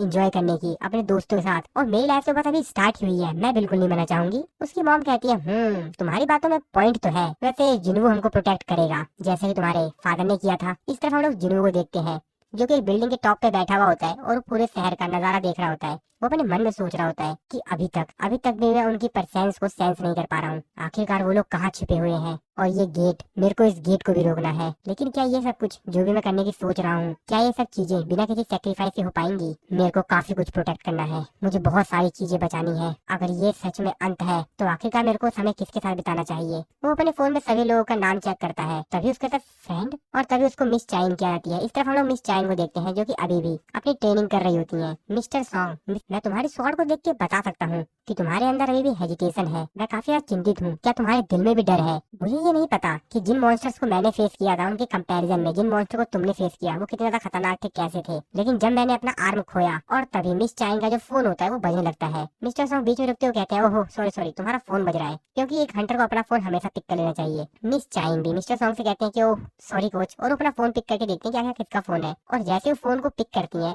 वो कहती है ओ, और वो अपने कोच से कहते हैं कोच मैं बाहर जा रही हूँ। उसके कोच यानी मिस्टर सॉन्ग कहते हैं हाँ ठीक है तुम जा सकती हो, और फिर वो वहाँ से बाहर आ जाती है। मिस्टर सॉन्ग भी अपने मन में मुस्कुरा रहे होते हैं, कहते हैं मैं देख सकता हूँ। इस तरफ हम लोग अम्यूजमेंट पार्क में देखते हैं, यहाँ पे जो लोग होते हैं वो जिन्हों से देखते कहते हैं अरे वो हंटर जिन्हों है ना। तभी दूसरा बंदा कहता है कहाँ कहाँ, अरे हाँ सच में वो तो मिस्टर जिन्हों है। यहाँ पर आए हुए सभी लोग जिन्हों को ही देख रहे होते हैं, क्योंकि जिन्हों के साथ होती है मिस चाइन। सभी लोग बातें कर रहे होते हैं कि उनके बगल में कौन है? क्या वो उनकी गर्लफ्रेंड है? वेट वेट वेट, ये तो मिस चाइन है ना, हंटर गिल्ड से। जिनवू मिस चाइन से कहता है कि मुझे लगा था कि ये जगह काफी ज्यादा खाली होगी, क्योंकि इस समय जो यहाँ पर सिचुएशन है उसके हिसाब से तो मुझे कुछ ऐसा ही लगा था, लेकिन यहाँ पे तो काफी सारे लोग हैं। मिस चाइन जिनवू से कहते हैं कि वैसे क्या तुमको अम्यूजमेंट पार्क पसंद है? जिस पे जिनवू मुझे कहता है कि नहीं, हमेशा तो नहीं, लेकिन मैं यहाँ पर हमेशा से आना चाहता था। मिस चाइन उनसे कहते हैं कि लेकिन लेकिन मेरे साथ क्यों? जिस पे जिनवू उनसे कहता है क्योंकि तुम मेरी दोस्त हो। मिस चाइन कहते हैं कि क्या? और तभी जुनून से कहता है वैसे तुमको याद तो है ना कि जब तुम उस अजीब सी स्टैचू के सामने थी तब तुमने यही कहा था। मिस चाइन उस चीज को याद करते हुए कहते हैं ओ अच्छा अच्छा, वो बात तुमने सुन ली थी क्या? और वो काफी ज्यादा शर्मा रही होती है। जिनू कहता है कि हाँ बिल्कुल, बाकी लोगों की तुलना में मैं काफी अच्छे सुन पाता हूँ। जिससे मिस चाइन आगे बात करते हुए कहती है कि ये सब छोड़ो, वैसे वो जो अजीब सा डंजन है वो क्या है? उस बारे में कुछ पता चला? जिसपे जिनू उनसे कहता है इस चीज के बारे में मैं आपको बाद में बताऊंगा, एक बार बस मैं इन चीजों को देख लूँ, लेकिन अभी मैं काफी ज्यादा कंफ्यूज हूँ कि आखिरकार वो चीज है क्या। मिस चाइन कहती है कि हाँ मैं समझ सकती हूँ, लेकिन और वो अपने आसपास लोगों को देखती है जो कि चिल्ला रहे होते हैं कि इधर देखिए मैं आपका बहुत बड़ा फैन हूँ, मैं भी आपका बहुत बड़ा फैन हूँ। लेकिन जिनू जो शैडो सोल्जर होते हैं वो लोगों को इधर आने ही दे रहे होते हैं। वो एक तरह से जिनू के सिक्योरिटी गार्ड की तरह काम कर रहे होते हैं, बाकी सभी लोग को वो रोक के रखे होते हैं ताकि इन लोगों को डिस्टर्बेंस ना हो। मिस चाइन जिनू से कहती है कि तुमको नहीं लगता ये सब चीजें और मेरा अटेंशन अट्रैक्ट कर रही हैं? नहीं, सब कुछ ठीक है जब तक हम लोग अपनी साइड से ये सब चीजें ब्लॉक कर रखे हैं तो कोई दिक्कत नहीं है। मिस चाइन जो कि अपने मन में सोच रही होती है मैं तो बस यही सोच रही हूँ कि मेरे को हंटर बने हुए लगभग 2 साल हो गए हैं, और तब से लेकर अब तक मेरे को तो याद भी नहीं है कि लास्ट टाइम मैंने कभी ज्यादा फन किया था। मेरा दिल इस समय काफी ज्यादा हल्का है, मेरे को काफी ज्यादा अच्छी फीलिंग हो रही है। और वो जिन्हों की तरफ देखते हुए अपने मन में सोचते हुए कहती है कि जब मैं इनके साथ होती हूँ तो मेरी कुछ अलग ही फीलिंग होती है। ये फीलिंग तो बिल्कुल ही अलग है। जिन्हों के पास कोई स्पेशल सेंट है। जिन्हों मिस चाइन से कहता है कि वैसे क्या आप राइड करना पसंद करेंगी? मिस चाइन भी कहती है हाँ बिल्कुल, और फिर ये लोग राइड करने के लिए चले जाते हैं। जिन्हों मिस चाइन से बोलता है कि वैसे यहाँ पर राइडिंग करने के लिए काफी सारी चीजें हैं, वैसे आपको कौन सी करनी है? वो वाला कैसा रहेगा? मिस चाइन भी कहती है हाँ वो वाला सही रहेगा। जिन्हों कहता है हाँ ठीक है, पहले हम लोग ये वाला राइड एंजॉय करेंगे, इसके बाद ये वाला, ठीक है चलो मजा आएगा। और फिर ये लोग राइड करने के लिए झूले पर चले जाते हैं, और ये लोग झूले पे झूलते हुए काफी ज्यादा एंजॉय कर रहे होते हैं। जिन्हों मिस चाइन से पूछता है क्या वैसे तुमको ये सारा पसंद है? मिस चाइन कहती है हाँ बिल्कुल, हर एक यहाँ पर जितने भी झूले हैं मेरे को सब एंजॉयबल लगते हैं, काफी ज्यादा अच्छे लगते हैं। जिनवू जो कि मिस चाइन की तरफ अपने मन में सोचते हुए कहता है कि मेरे को लगता है कि सिर्फ मैं ही इकलौता नहीं था जिसको यहाँ पर आना था, कोई और भी था जिसको यहाँ पर आने का इंतजार था। और फिर जिनवू मिस चाइन को रिप्लाई देते हुए कहता है कि ठीक है, फिर हम लोग यहाँ पर जितने भी झूले हैं सब पर झूलेंगे। हालांकि इस राइड की स्पीड जो होती है बहुत ज्यादा तेज होती है, लेकिन इन लोगों को बिल्कुल भी फर्क नहीं पड़ता है। अब एक्चुअल में ये लोग यार हंटर है तो इन लोगों को इतनी स्पीड से ज्यादा कोई फर्क पड़ेगा नहीं। और फिर झूला रुक जाता है। जिनवू को तो कुछ भी फर्क नहीं पड़ा था, क्योंकि जिनवू को तो रोज का काम हो गया। आस के बाकी सभी जो लोग होते हैं उनकी तो हालत बहुत ज्यादा खराब हो गई थी, क्योंकि झूला नहीं यार तेजी से झूल रहा था, उसकी स्पीड यार तेजी से रही, बाकी लोगों की तो हालत खराब हो गई थी। लेकिन इन दोनों को तो बिल्कुल भी कोई फर्क पड़ा नहीं होता। मिस चाइन अपने आसपास के लोगों की शक्ल देखती है जो कि बहुत ज्यादा अजीब लग रही होती है। वो सभी लोग बहुत ज्यादा दुखी होते हैं, परेशान होते हैं, क्योंकि इतना तेज झूले पे झूल कर तो उनकी हालत खराब हो गई होती है। लेकिन इन दोनों को कोई फर्क ही नहीं पड़ा होता है। और फिर ये लोग थोड़ा बहुत खाना खाने चले जाते हैं। जिनवू मिस चाइन से बोलता है वैसे आपको एंजॉय करना पसंद नहीं है क्या? मिस चाइन कहते हैं अरे नहीं नहीं नहीं, मेरे को तो एंजॉय करना बहुत ज्यादा अच्छा लगता है। जिनवू उनसे कहता है कि तो फिर आप ज्यादा शांत क्यों रहती हैं? क्योंकि आपको यहाँ पर जितने भी झूले थे यहाँ पर झूलते समय आपको बिल्कुल भी डर नहीं लगा? जिनवू अपने मन में सोचते कहता है कि हाँ वैसे हम सभी लोग ऐसे रैंक के हंटर हैं, तो ये सब झूले की स्पीड तो हमको स्लो ही लगेगी ना। और फिर जिनवू मिस चाइन से कहता है वैसे भी ये झूले हमारे एक्सपेक्टेशन से बहुत ज्यादा स्लो थे, है ना? मिस चाइन भी कहती है क्या? हाँ हाँ हाँ हाँ बिल्कुल बिल्कुल। और फिर जिनवू मिस चाइन से कहता है क्या वैसे आप मेरे साथ एक दूसरी राइड पे चलना चाहेंगी जो कि इससे भी ज्यादा अमेजिंग है? मिस चाइन अपने मन में सोचते हुए कहती है कि अब ये कौन सी राइड है? इसके बाद हम लोग जिनवू को देखते हैं जो कि मिस चाइन को काइजल के ऊपर बैठाकर काफी ज्यादा तेजी से शहर का चक्कर कटवा रहा होता है, बहुत ज्यादा तेजी से। जिनवू मिस चाइन से कहता है तुमको क्या लगता है हम लोग बहुत ज्यादा तेज जा रहे हैं और हम लोग काफी ज्यादा ऊंचाई पर भी हैं? मिस चाइन कहती है कि मुझे भी लग रहा है बहुत ज्यादा सुंदर। वो आसपास का नजारा देखते हुए उसकी तारीफ कर रही होती है कि ये सब कुछ नजारे बहुत ही ज्यादा अमेजिंग और सुंदर लग रहे हैं। मिस चाइन जिनवू से कहती है कि जिनवू आखिरकार तुम अम्यूजमेंट पार्क क्यों जाना चाहते थे जबकि तुम्हारे पास इतनी ज्यादा बेहतरीन चीज है? जिनवू मिस चाइन से कहता है जिस गेट में मेरे फादर मिसिंग हुए थे वो गेट उसी पार्क में स्पॉन हुआ था और इसीलिए मैं उस जगह पर जाना चाहता था। मिस चाइन जिनवू को थैंक्स कहते हुए कहती है कि मैं तुमको थैंक्स इसलिए कहना चाहती हूँ क्योंकि तुमने मेरी काफी बार हेल्प की है। जिनवू मिस चाइन से कहता है अभी भी कुछ है जो कि मैं तुम्हें दिखाना चाहता हूँ। और फिर जिनवू मिस चाइन को एक दूसरी जगह पर ले जाता है। मिस चाइन इस जगह पर आकर काफी हैरान होती है क्योंकि ये जगह उनको कुछ समझ नहीं आ रही थी। जिनवू यहाँ पर उनको किस लिए लाया है, लेकिन तभी वो आसमान के देखते हैं जहाँ पर एक तारा टूटता है। इसके बाद अगले सीन में साउथ कोरिया में जो बहुत बड़ा गेट ओपन हुआ था, वहाँ के आसपास के जितने भी लोग थे उन लोगों को वहाँ से सेफली बाहर निकाल दिया गया था और अब यहाँ पर सिर्फ हंटर्स बचे हुए थे। कोरिया हंटर एसोसिएशन के बाहर का सीन दिखाया जाता है जहाँ पर काफी सारे हंटर्स होते हैं। उन्हीं में से एक हंटर उस गेट की तरफ देखते हुए अपने मन में सोचते हुए कहता है कि ओ तो ये वही मॉन्स्टर वाला गेट है जो कि कुछ दिनों में खुलने वाला है, और वैसे भी अब मैं एक बी रैंक का हंटर हो गया हूँ, तो मेरे को लगता है कि मेरे को भी इनका साथ देना चाहिए और मैं अब हार नहीं मानूंगा। तभी उससे कोई बंदा टकराता है जिसपे वो हंटर उसके ऊपर गुस्सा करते हुए कहता है कि तू कौन है बे, और असल में ये कोई और नहीं मोनार्च ऑफ बीस्ट रकान होता है। आसपास हंटर होते हैं, वो भी रकान की तरफ देखते हुए कहते हैं ओ क्या अब यहाँ पर फाइट होने वाली है। एक्चुअली जो बी रैंक का हंटर था ये रकान के ऊपर गुस्सा कर रहा था और इसीलिए बाकी हंटर सोच रहे थे शायद यहाँ पर कोई फाइट होने वाली है। बाकी हंटर्स बात कर रहे होते हैं ओ ये तो सच में बहुत ज्यादा बड़ा है, जरूर ये एक हंटर ही होगा ना, क्योंकि सियोल में इस समय तो सिर्फ कुछ हंटर्स ही बचे हुए हैं। लेकिन ये दूसरा बंदा बी रैंक का जो हंटर था उसकी बात कर रहे होते हैं, ये पागल हो गया है क्या, दिमाग खो बैठा है क्या अपना।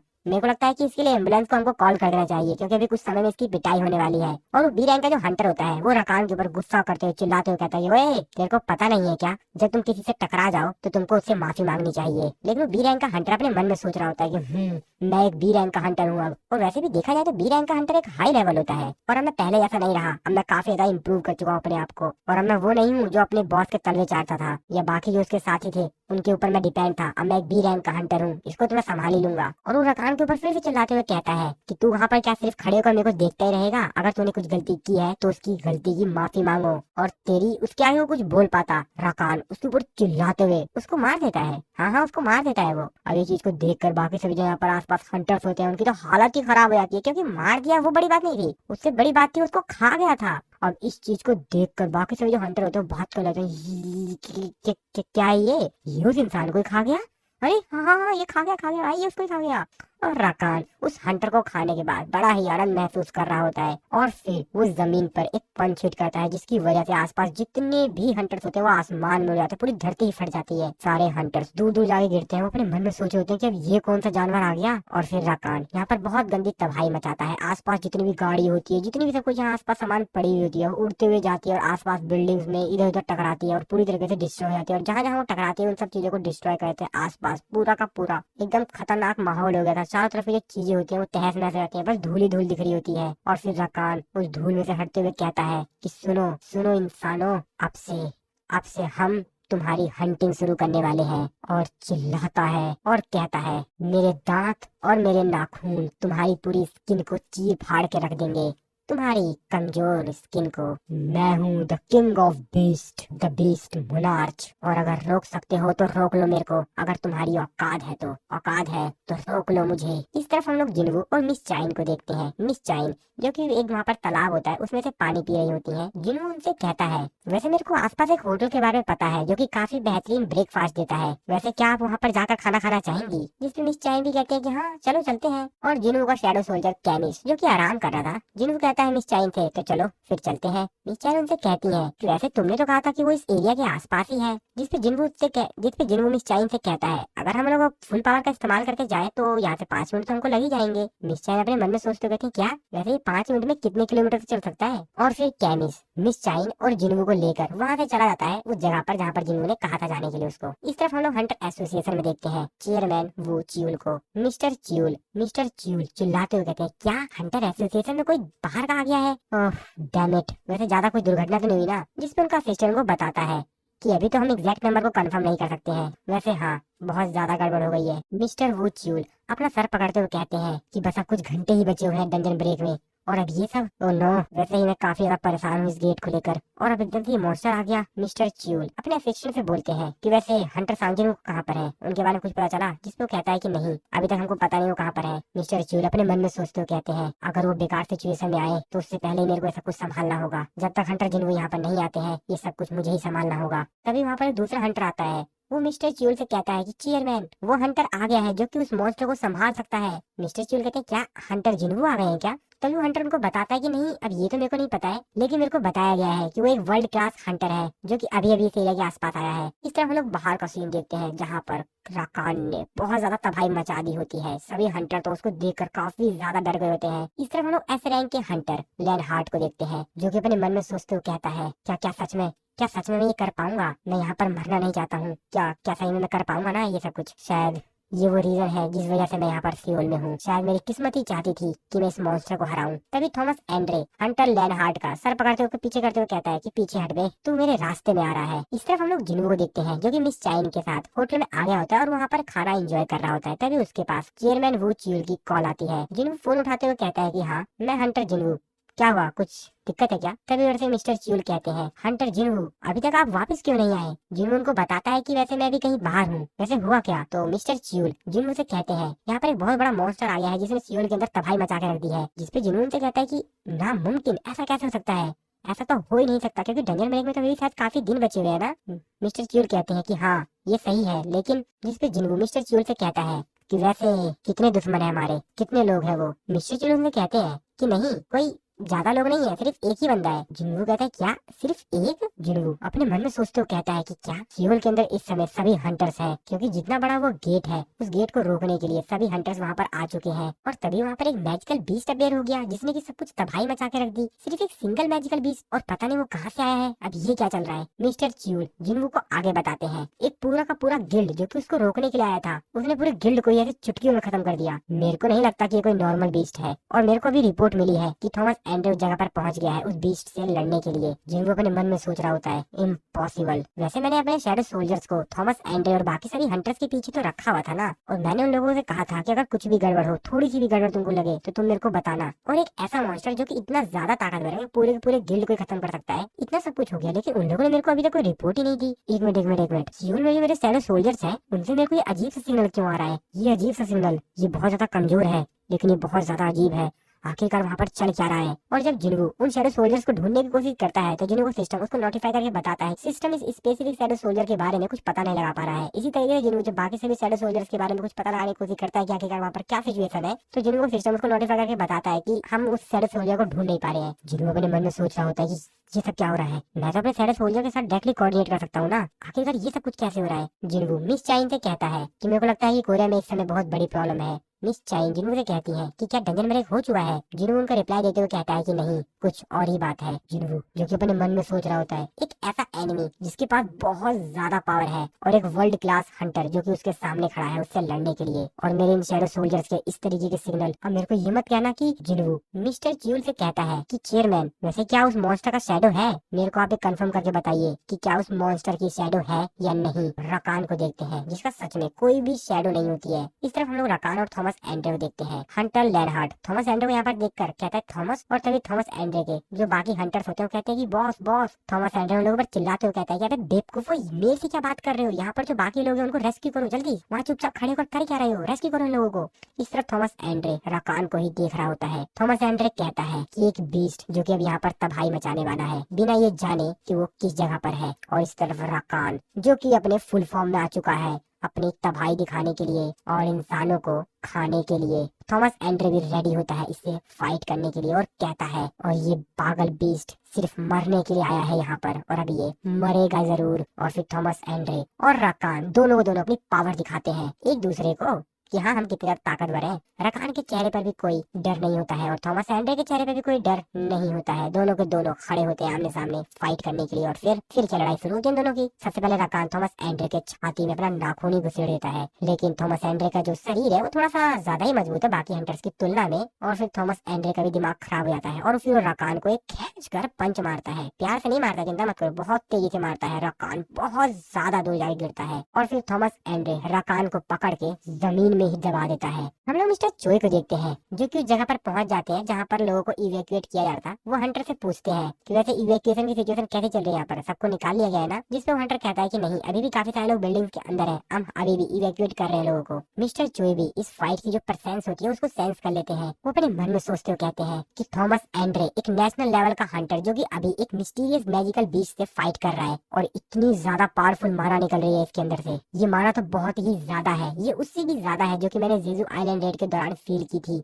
ये माना बहुत ज्यादा है। आखिरकार थॉमस एंड्रे किस प्रकार के मॉन्स्टर के खिलाफ लड़ रहा है। और इस तरफ हम लोग देखते हैं थॉमस एंड्रे और रकान को। थॉमस एंड्रे रकान की छाती पर एक बहुत तेजी से पंच मारता है, जिसकी वजह से रकान सामने जो बिल्डिंग होती है उस पूरी बिल्डिंग में जाकर टकराता है और सामने धूल धूल हो जाती है। और तभी रकान उस धूल में से बाहर निकलता है। थॉमस एंड्रे को देखकर काफी ज्यादा हैरान होता है और रकान काफी ज्यादा तेजी से थॉमस एंड्रे की तरफ आता है और अपना सिर थॉमस एंड्रे की पेट पे दे मारता है। थॉमस एंड्रे जो कि अपनी ताकत का इस्तेमाल करके उसके इस अटैक को डॉज करते हुए उसको ही उल्टा पकड़ के जमीन में फिर से दे मारता है। लेकिन रकान तभी एकदम से खड़ा होता है और थॉमस एंड्रे के चेहरे पर एक बहुत तेजी से पंच हिट करता है, जिसकी वजह से थॉमस एंड्रे उड़ता हुआ बहुत ज्यादा दूर जाके गिरता है। और फिर रकान एक मुस्कुराहट देते हुए कहता है थॉमस एंड्रे से, तो चल आजा। और थॉमस एंड्रे को मारने के बाद रकान भी थोड़ी सी स्माइल देता है और फिर थॉमस एंड्रे दोबारा से खड़ा रहता है रकान से फाइट करने के लिए। लेकिन इस बार वो थोड़े से अपने नेक्स्ट फॉर्म में आने वाला था और इसीलिए थॉमस एंड्रे बोलता है रिफोर्समेंट, और फिर वो अपने हम लोग को मालूम है ना, और फिर थॉमस एंड्रे अपने न्यू फॉर्म में आने लगता है। बाकी सभी जो यहाँ पर आसपास लोग होते हैं, मिस्टर बेग और बाकी सभी हंटर्स, वो सभी लोग नीचे को देखकर काफी ज्यादा हैरान होते हैं। मिस्टर बेग कहते हैं कि आखिरकार यहाँ पर ये होने क्या वाला है, सभी लोग तैयार हो जाओ। और तभी रकान जमीन पर एक बहुत तेजी से पंच हिट करता है, जिसकी वजह से चारों तरफ जो जमीन होती है वो फिर से काफी ज्यादा टूट जाती है। बाकी सभी लोग ये चीज देखकर काफी ज्यादा हैरान होते हैं। मिस्टर बेग थोड़ा सा पीछे जाते हैं और वो रकान को ही देख रहे होते हैं, जो कि काफी ज्यादा गुस्से में नहीं होता है, हंस रहा होता है, क्योंकि उसको तो मजा आ रहा था कुछ करने में। मिस्टर बेग उस तरफ देखते हुए कहते हैं, क्या ये वही मैजिकल बीस्ट है जिसके बारे में बताया गया था? और वो थॉमस एंड्रे तक देखते हुए कहते हैं कि तो इसका मतलब ये, ओ तो सच में ये इंसान है थॉमस एंड्रे।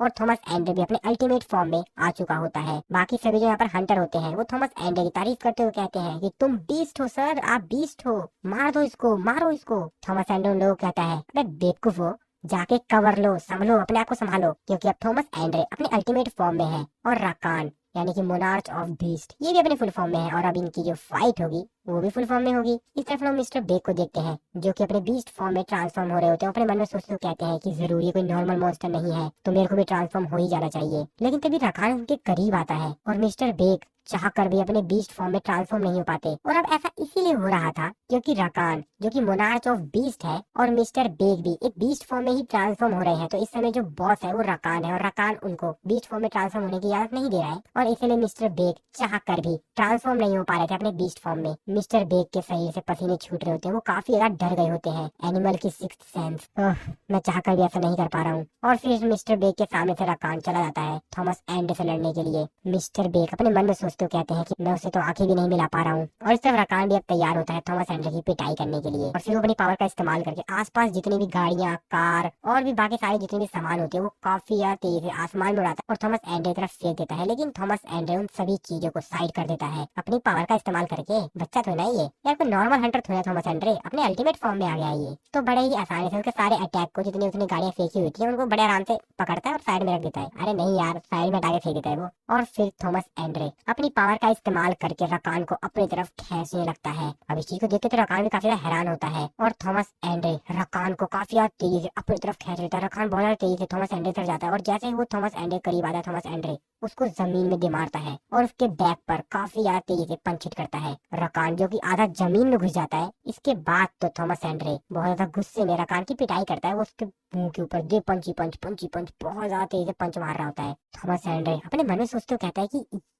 ये किस प्रकार की फीलिंग है, मेरे को ऐसा क्यों लग रहा है कि मैं इससे जीत नहीं पाऊंगा। लेकिन थॉमस एंड्रे फिर भी उसके ऊपर पंच हिट कर रहा होता है। जब वो एक पंच उसके ऊपर हिट करने वाला होता है लेकिन रकान उसके इस पंच को रोक लेता है, उसका हाथ पकड़ लेता है वो और फिर अपने बीस्ट फॉर्म में ट्रांसफॉर्म होने लगता है और उससे कहता है कि तेरे को क्या लगता है बे, ये छोटा सा पपेट पहनकर तू मेरे को रोक पाएगा? तू मेरे से ज्यादा ताकतवर हो जाएगा क्या? और वैसे भी तेरी ये बेकार की जो ट्रिक है ना वो बहुत हुई, अब मैं तेरे को तेरी औकात दिखाता हूँ। थॉमस एंड्रे से कुछ देखे कुछ समझ नहीं पाता है कि ये क्या सीन चल रहा है यहाँ पर। और फिर वो अपने अल्टीमेट बीस्ट फॉर्म में ट्रांसफॉर्म हो जाता है। वो थॉमस एंड्रे से कहता है कि क्या हुआ, डर लग रहा है क्या? थॉमस एंड्रे उसको देखकर थोड़ा सा हैरान होता है। रकान उससे कहता है कि क्या हुआ, डर लग रहा है क्या? अब तू मरने वाला है, डर लग रहा है क्या? मिस्टर बेग और बाकी सभी हंटर भी ऐसा कुछ जगह काफी ज्यादा हैरान होते हैं कि अभी ये क्या हो रहा है। और तभी रकान उसके साइड में देखते हुए कहते हैं कि अभी ये कौन है बे।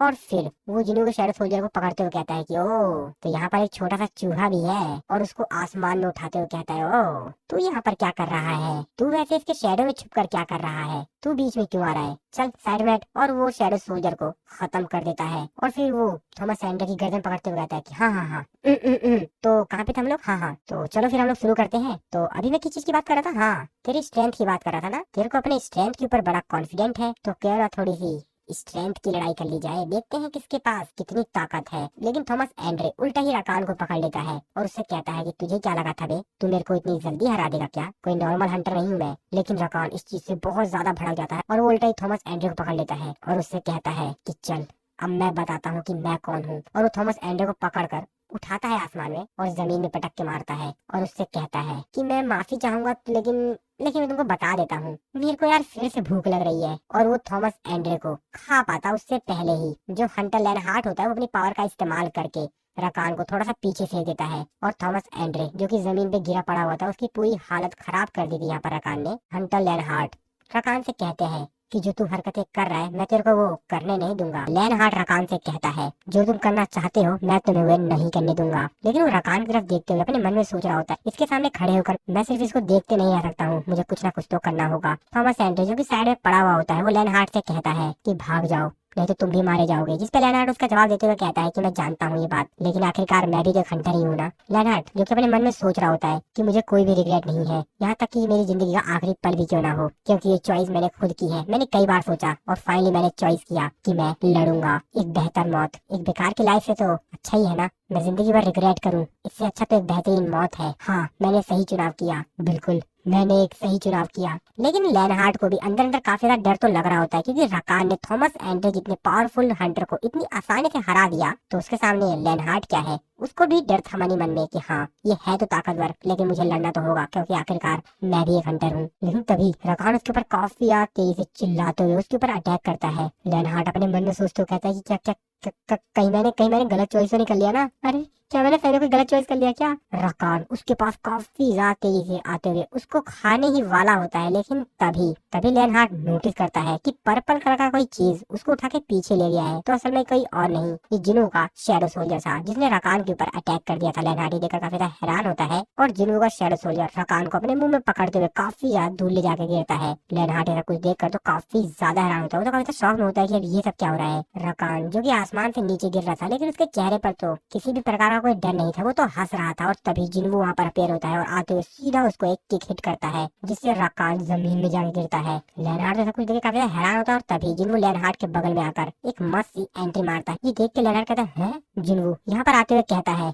कि सॉरी लेकिन क्या वैसे तुम थॉमस एंड्रे को सुरक्षित प्लेस पे ले जाओगे? रकान जो कि जिन्वू की एक प्यारी सी लात खाकर दोबारा से खड़ा होता है वो जिन्वू की तरफ देखते हुए कहता है ओ तो ये सच था, मैं इस इंसान के अंदर से एक शैडो को स्मेल कर सकता हूँ, इस इंसान के अंदर से जो आ रही है। ओह तो ये इंसान ही है। लेनहार्ट थॉमस एंड्रे को पीछे ले जाता है सेफ जगह पर और जिन्वू से चिल्लाते हुए कहता है कि हमारी चिंता मत करना हम ठीक हैं। और जिन्वू भी बात सुन के थोड़ी सी राहत फील करता है और फिर जिन्वू रकान की तरफ देखते हुए अपने मन में सोचते हुए कहता है कि वैसे जो इसकी किलिंग इंटेंट है वो तो बहुत ही ज्यादा है और इन सबसे भी ऊपर ये अकेला नहीं है। रकान जिन्वू से कहता है कि आखिरकार तुम इतनी ज्यादा पावरफुल पावर्स को किस तरीके से इस्तेमाल कर पा रहे हो एक इंसान की बॉडी में। जरूर जो सिस्टम का एडमिनिस्ट्रेटर होगा उसने कोई ना कोई तरीका निकाल ही लिया होगा क्योंकि शैडो मोनार्च के साथ डील किए हुए तो बहुत ज्यादा समय हो चुका है, तब तक तो कुछ ना कुछ तुम लोगों ने कोई तरीका निकाल ही लिया होगा। और तभी मोनार्च ऑफ इंसेक्ट यानी क्यूरेशा जो कि जिन्वू के पीछे होती है वो जिन्वू से कहती है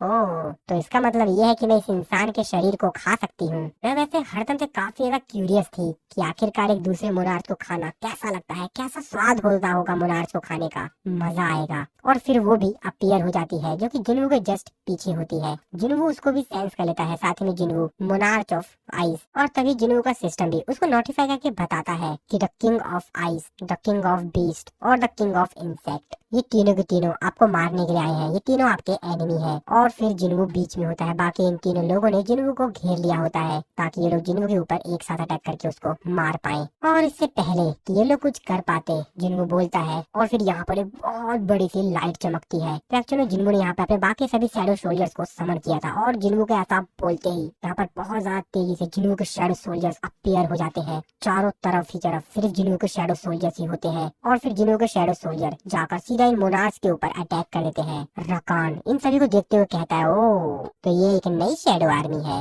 मजा आएगा। और फिर मोनार्च ऑफ आइस अपनी पावर का इस्तेमाल करने के लिए अपने मुंह को काफी ज्यादा तेज फुलाता है और जिन्हों के शैडो सोल्जर्स के ऊपर काफी ज्यादा तेजी से अटैक कर देता है। और जिन्हों के यहाँ पर जितने भी शैडो सोल्जर्स होते हैं वो सभी के सभी के ऊपर वो बर्फ से अटैक करता है और सभी के सभी वहीं पर फ्रीज हो जाते हैं। हालांकि जिन्हों को इससे कोई ज्यादा आसान नहीं होता क्योंकि जिन्होंने इस अटैक को तो डॉज कर लिया था, लेकिन यहाँ पर जितने भी शैडो सोल्जर्स होते हैं उसने उन सभी शैडो सोल्जर्स को अपने पावर का इस्तेमाल कर कर फ्रीज कर दिया था। अभी चीज को देखकर तो जिन्हों भी काफी ज्यादा हैरान होता है। क्यूरेशा जिन्हों के शैडो सोल्जर को देखते हुए कहती है, मेरे बच्चे, आखिरकार हम लोग एक ही तो है ना। मोनार्च ऑफ आइस उसके सामने जितने भी शैडो सोल्जर होते हैं जिसको कि उसने फ्रीज कर दिया होता है उनकी तरफ देखते हुए कहता है कि आखिरकार उसने ऐसा सोच भी कैसे लिया कि ये मामूली से शैडो सोल्जर्स हमारे रास्ते में आकर हमको रोक सकते हैं। कितनी ज्यादा बेकार बात है ना। आखिरकार ये सब कुछ करके वो हमको दिखाना क्या चाहता था, हम भी मामूली मोनार्च नहीं है।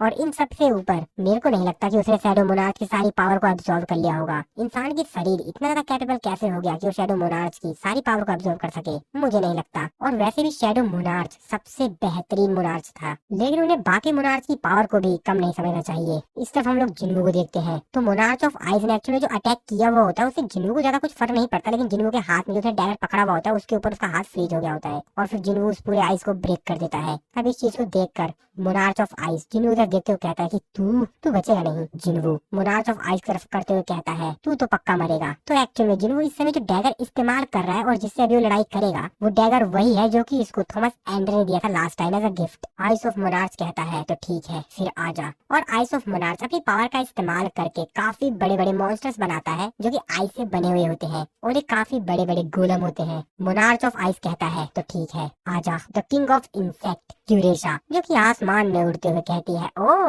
तो चलो थोड़ा सा मैं भी मजे ले लूं। और फिर वो जिन्नू के ऊपर जो डेड मॉन्स्टर्स होते हैं यानी कि जो कॉर्प्स होता है उनसे जिन्नू के ऊपर अटैक करवाती है और वो सभी के सभी एक साथ जिन्नू के ऊपर अटैक करते हैं। जिन्नू उन लोगों की तरफ देखते हुए अपने मन में सोचते हुए कहता है कि दैट बास्टर्ड। लेकिन जिन्नू वो काफी ऐसा स्किल्ड हो गया और इसीलिए जितने भी उसके ऊपर अटैक कर रहे होते हैं कॉर्प्स जिन्नू उन सभी को अपने डैगर से काटता जा रहा था, उन सभी को मारते हुए जा रहा था। जिन्नू अपने मन में सोचते हुए कहता है कि ये बास्टर्ड ये कॉर्प्स का इस्तेमाल कर रही मेरे ऊपर। और जिन्नू जब इन कॉर्प्स से लड़ ही रहा था डेड बॉडीज से कि तभी यहाँ पर जिन्नू देखता है कि वो जो गोलम जो कि किंग ऑफ आइस ने बनाया हुआ होता है वो उसके ऊपर अटैक करता है। हालांकि जिन्नू उसके इस अटैक से बच जाता है और फिर उसकी तरफ काफी तेजी से बढ़ते हुए डैगर से उसके हाथ पैर जो भी उसको मिला था उन सबको काटते हुए आगे बढ़ रहा होता है। और अब जिन्नू भी काफी ज्यादा गुस्से में आ गया था कि इन लोगों को दिखानी पड़ेगी आगे क्या इनकी औकात क्या है। और इसीलिए जिन्नू अपने दोनों डैगर को काफी तेजी से घुमाता है और यहाँ पर इसके सामने जितने भी चाहे वो कॉप्स हो या आइस से बने हुए गोलम हो कोई भी जितने भी यहाँ पर मॉन्स्टर्स आ रहे थे जिन्नू उन सभी को अपने डैगर से काटता जा रहा था, उन सभी को मारते हुए जा रहा था। इससे कोई भी फर्क नहीं पड़ा था कि उसके सामने कौन आ रहा है कैसे आ रहा है। जितने भी मॉन्स्टर्स आते जा रहे हैं सबके सब उसके रास्ते में से सबको मारते हुए आगे बढ़ रहा था और उन सबको मारते हुए जिन्नू सीधा पहुंच जाता है इन लोगों के पास इन मोनार्च के पास। अभी मोनार्च जिन्नू यहाँ पर देखकर काफी ज्यादा हैरान होते हैं कि आखिरकार ये हमारे मॉन्स्टर से बचकर हमारे पास आ गया लड़ने के लिए। और फिर जिन्नू के ऊपर रकान अटैक करता है लेकिन जिन्नू उसके सारे अटैक से बच जाता है काफी तेजी से और काफी तेजी से जाकर उसके ऊपर फिर से अटैक करता है। जिन्नू उससे कहता है कि तूने मेरे को थोड़ा सा खरोच क्या दे दिया, तेरे को क्या लगा कि तू मेरे को हरा देगा, तेरे को क्या लगता है कि तू मेरे को किसी प्रकार को डैमेज दे भी पाएगा। और उससे पहले वो कुछ आगे कह पाता जिन्नू उसका हाथ को ही काट देता है। अब इस चीज को देखकर तो काफी ज्यादा तेजी चिल्लाता है। अबे दर्द होता है यार, गुस्से में नहीं चिल्लाता, बेचारे को दर्द हो रहा, उसका हाथ कट गया था ना। जिसपे जिन्नू उसका हाथ काटने के बाद उसको रिप्लाई देते हुए कहता है कि हाँ बिल्कुल मेरे को भी नहीं लगता, अगर वो सिर्फ एक मेटल का पीस होता तो चलता। लेकिन ये बात सुन के रकान तो भड़क सा जाता, चिल्लाते हुए कहता है क्या। और तभी जिन्नू के ऊपर क्यूरेशा अटैक करती है लेकिन जिन्नू उसके इस अटैक को भांप लेता है और इसीलिए जिन्नू उसके इस अटैक से बच जाता है। क्यूरेशा जिसने कि अपने 4-4 हाथ कर लिए थे वो जिन्नू के ऊपर अटैक करती है और इस तरफ जो रकान था और उसने अपने हाथ को भी दोबारा से रिस्टोर कर लिया था क्योंकि एक्चुअल में मोनार्च है ना तो रिस्टोर तो कर ही सकता है। और फिर जिन्नू भी थोड़ा सा बैक हो जाता है। जिन्नू एक सांस लेते हुए कहता है हो तो चलो। जिन्नू के सामने होता है monarch of ice, monarch of insect of monarch of beast, साथ ही में उन सबकी सेना यानी कि डेड बॉडी की पूरी सेना, आइस गोलम और भी बहुत सारे मॉन्स्टर्स। और जिन्नू सामने अकेला होता है क्योंकि जिन्नू के बाकी जो शैडो सोल्जर्स हैं वो तो आइस में फ्रीज हो चुके हैं। लेकिन तभी जिन्नू का एक शैडो सोल्जर जो कि उस आइस को ब्रेक कर देता है, ये था जिन्नू का शैडो सोल्जर पेरू जिसने कि आइस को ब्रेक कर दिया था। वो चिल्लाते हुए क्यूरियस के ऊपर कहता है कि तेरी इतनी औकात कि तूने मेरे किंग के ऊपर हाथ लगाया, तेरे को मैं छोड़ूंगा नहीं, तेरी इतनी औकात कैसे हो गई। मोनार्च ऑफ आइस अपनी पावर को इस तरीके से बिखरते हुए देखते हुए कहता है, क्या आखिरकार एक मामूली सा शैडो सोल्जर मेरे इतने पावरफुल स्पेल को कैसे ब्रेक कर सकता है, वो बाहर कैसे आ गया। आखिरकार इस इंसान के पास ऐसा कौन सा कमांडर है, आखिरकार इस कमांडर का लेवल क्या है। रकान कहता है, इसके जो शैडो सोल्जर है उसका जो सिंगल कमांडर का लेवल है, अगर वो देखा जाए तो एक तरह से गॉड ऑफ डिस्ट्रक्शन जितना पावरफुल है। क्यूरियसा भी कहती है, एक बच्चा जो कि अपनी माँ को भी नहीं पहचान रहा, इसको तो पनिशमेंट की जरूरत है, इसको इसकी सजा मिलेगी। बेरू जो कि काफी यार तेज थे, जिन्हों के पास ही आ रहा था, क्यूरियसा उसको रोकने के लिए उसके ऊपर अटैक करती है, लेकिन बेरू उसके अटैक को साइड करते हुए कहता है, चल निकल, और सीधा जिन्हों के पास जाके पहुंचता है। ये चीज को देखकर तो क्यूरियसा भी काफी हैरान होती है, क्या इसने मेरे अटैक को कैसे ब्रेक कर दिया। बेरू जिन्हों कहता है कि माई किंग आप पीछे मत हटना, मैं जानता हूँ कि ये लोग ताकतवर हैं, लेकिन फिर भी माई किंग आप पीछे मत हटना। मैं जानता हूँ कि आप बहुत ज्यादा पावरफुल हैं और आपकी स्ट्रेंथ की कोई लिमिट भी नहीं है, आप लड़िए इन लोगों से। और तभी जिनको अपने साइड में देखता है तो एक्चुअली जो डेड बॉडी वाले मॉन्स्टर्स थे वो इन लोगों के ऊपर अटैक कर देते हैं, और वो इन लोगों के ऊपर अटैक कर पाते उससे पहले ही बेरू को पता नहीं कैसे दिमाग सटक सा जाता है और वो इन लोगों पर जाकर अटैक करता है। उन लोगों से कहता है, पागल हो गए तुम लोग, मेरे रहते हुए मेरे किंग के ऊपर अटैक करोगे। और फिर जिन्हों भी अपने फॉर्म में आता है और अपने डैगर की हेल्प से इन सभी के सभी कॉर्प्स को निपटा देता है, मार देता है यार। और तभी क्यूरेसा अपने बड़े से हाथ से जिन्हों को पकड़ती है और उठा के बहुत ज्यादा दूर फेंकती है। जिन्हों सामने एक पत्थर जाके टकराता है और जिन्हों काफी ज्यादा घायल हो गया था। अब जिन्हों ये सब कुछ देख के कुछ समझ पाता उससे पहले ही वो आसमान में देखता है।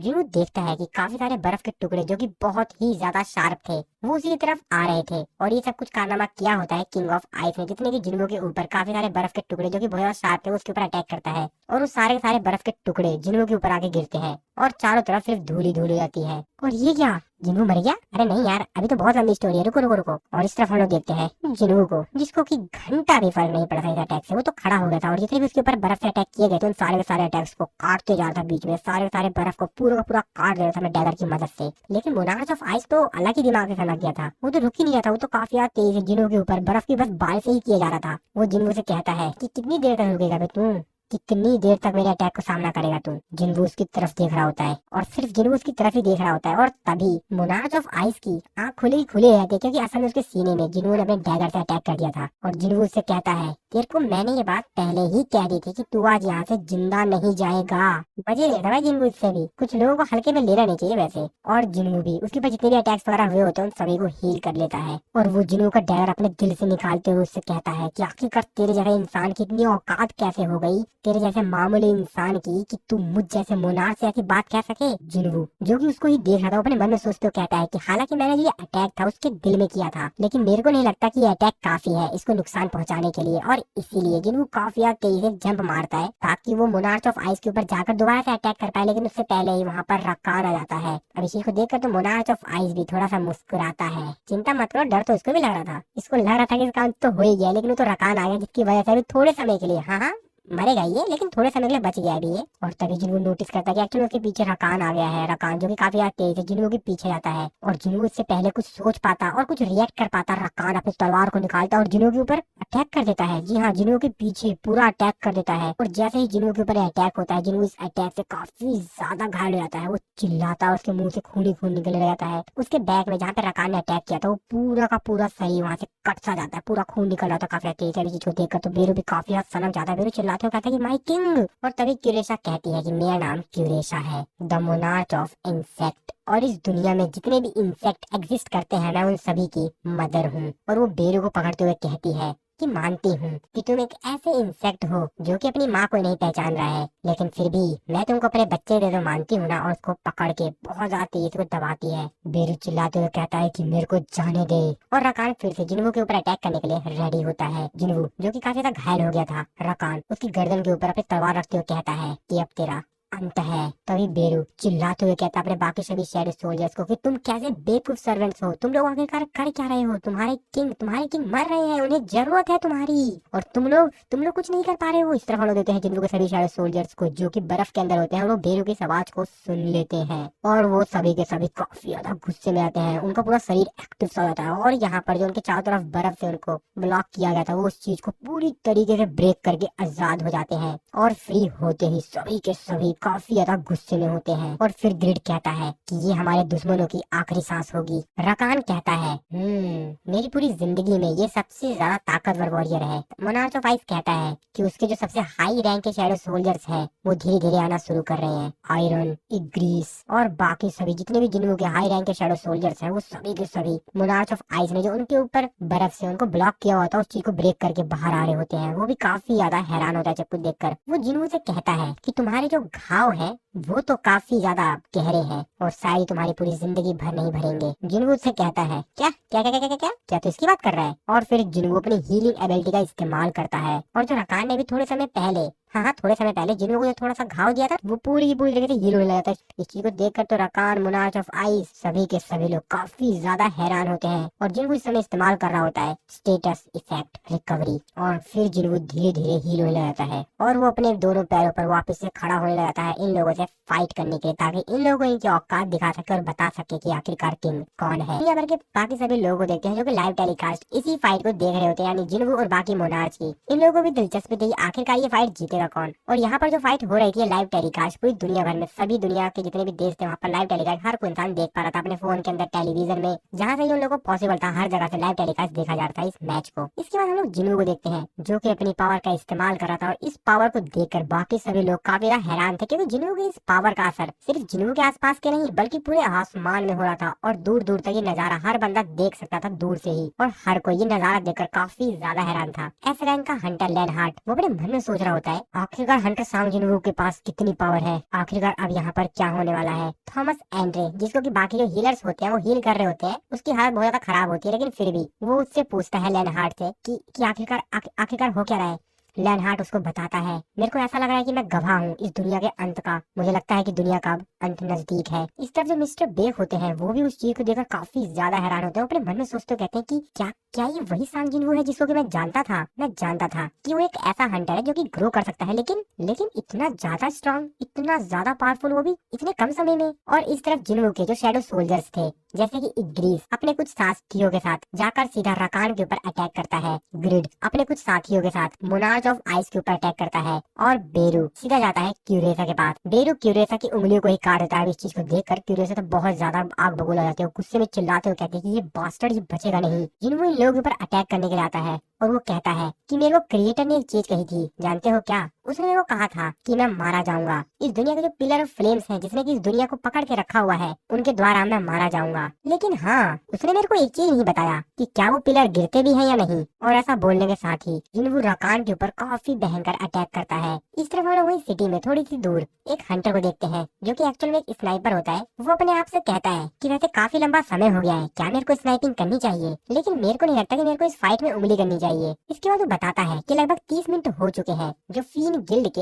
इलाइट असैसिन्स थे वो लोग इस बिल्डिंग के आसपास हैं और जैसे ही उन लोगों को एक सिग्नल रिसीव होगा वो सभी के सभी एक साथ एक बहुत तगड़ी आंधी के साथ उस मॉन्स्टर के ऊपर, उस एनिमी के ऊपर अटैक करेंगे। हो सकता है कि हम लोग अपने एनिमी को थोड़ा बहुत डैमेज भी दे दें, लेकिन अगर ऐसा कुछ होगा तो आखिरकार हम में से कितने लोग बचेंगे? अगर हम लोग स्नाइपिंग करने में फेल हो जाते हैं तब भी मारे जाएंगे, और अगर हम स्नाइपिंग करने में सक्सेसफुल हो जाते हैं तब भी मारे जाएंगे। यानी हमारे तो ऐसी सिचुएशन है जिसमें हमको मरना ही है। अगर हम बेहतर करते हैं तो भी मरेंगे और अगर नहीं तो भी मरेंगे, क्योंकि हमारा जो अपोनेंट है वो एक ऐसा मॉन्स्टर है जिसके सामने थॉमस एंड्रे भी नहीं खड़ा हो पाया। और अब समय आ गया है कि हमको अपना खुद का डिसीजन लेना होगा, हमें अपने लिए डिसीजन लेना होगा कि हमें क्या करना है। और तभी उसके कंधे पे कोई हाथ रखता है। इस चीज को देखकर तो उसकी बहुत गंदी वाली फट जाती है, उसकी हालत खराब होती है। अब ये कौन आ गया मेरे पीछे एकदम सही। तभी पीछे जो होता है वो उससे बोलता है कि तुम सिर्फ बैठो और देखो, लेकिन वो हंटर उल्टा ही उसके ऊपर अटैक करते हुए कहता है कि तू कौन है बे? और वो उस चीज को देखकर काफी ज्यादा हैरान हो जाता है। उसकी आंखें तो खुली की खुली रहती है। इस तरफ हम लोग देखते हैं मिस्टर बेक और बाकी सभी हंटर्स को जो कि उस जगह पर थे जहाँ पर लड़ाई हो रही थी। मिस्टर बेक अपने मन में सोचते हुए कहते हैं कि हम सभी हंटर्स इस मैजिकल बीस्ट को यहाँ पे मारने के लिए आए थे,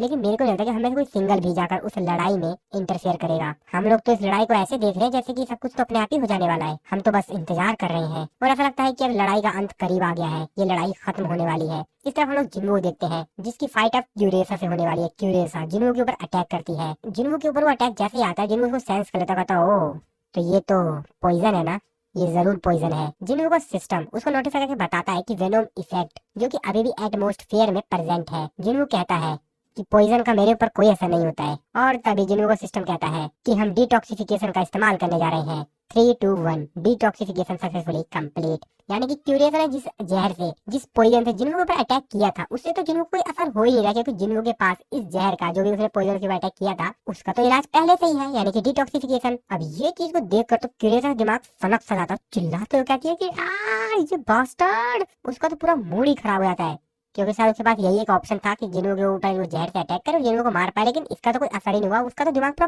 फड़क सा जाता है, दिमाग में समझ आती है एकदम ही, और जिन्हों के ऊपर काफी ज्यादा तेजी से आते हुए अटैक करती है और चिल्लाते हुए कहते हैं कि मैं तेरे को मार डालूंगी, तेरे टुकड़े टुकड़े कर दूंगी मैं। लेकिन जिन्हों के पास वो आती, हाँ वो जिन्हों के पास आ रही थी, लेकिन जिन्हों भी अपनी पावर का इस्तेमाल करके उसको अपनी तरफ खींचने लगता है बहुत ज्यादा तेजी से, और उसके ऊपर काफी ज्यादा तेजी से जाकर अपने डैगर से अटैक करता है और उसके शरीर के टुकड़े टुकड़े कर देता है। क्यूरियसा कहती है तो जरूर जरूर ये मेरा अंत है, कि वो हैवी डार्कनेस जिसमें से हम सभी लोग निकले, जिससे कि हम लोग बने, वही डार्कनेस आखिरकार ये कितनी ज्यादा ब्रिलियंट है ना, और वो मर जाती है। तो जिन्होंने यहाँ पर एक मोनार्च को मार दिया है, जिन्होंने सिस्टम उसको नोटिफाई करके बताता है कि तुमने क्यूरेसा, जो कि मोनार्च ऑफ इंसेक्ट है, उसको मार दिया है, यानी कि तुमने 9 में से एक मोनार्च को मार दिया है, और जिन्हों का लेवल अप होता है बहुत ज्यादा तेजी से। अब इस चीज को देखकर मोनार्च ऑफ आइस की तो आंखें खुली की खुली रहती है, तो काफी यार हैरान होता है, कहता है कि आखिरकार एक मिनट, ये कैसे पॉसिबल हो सकता है, ये हुआ कैसे।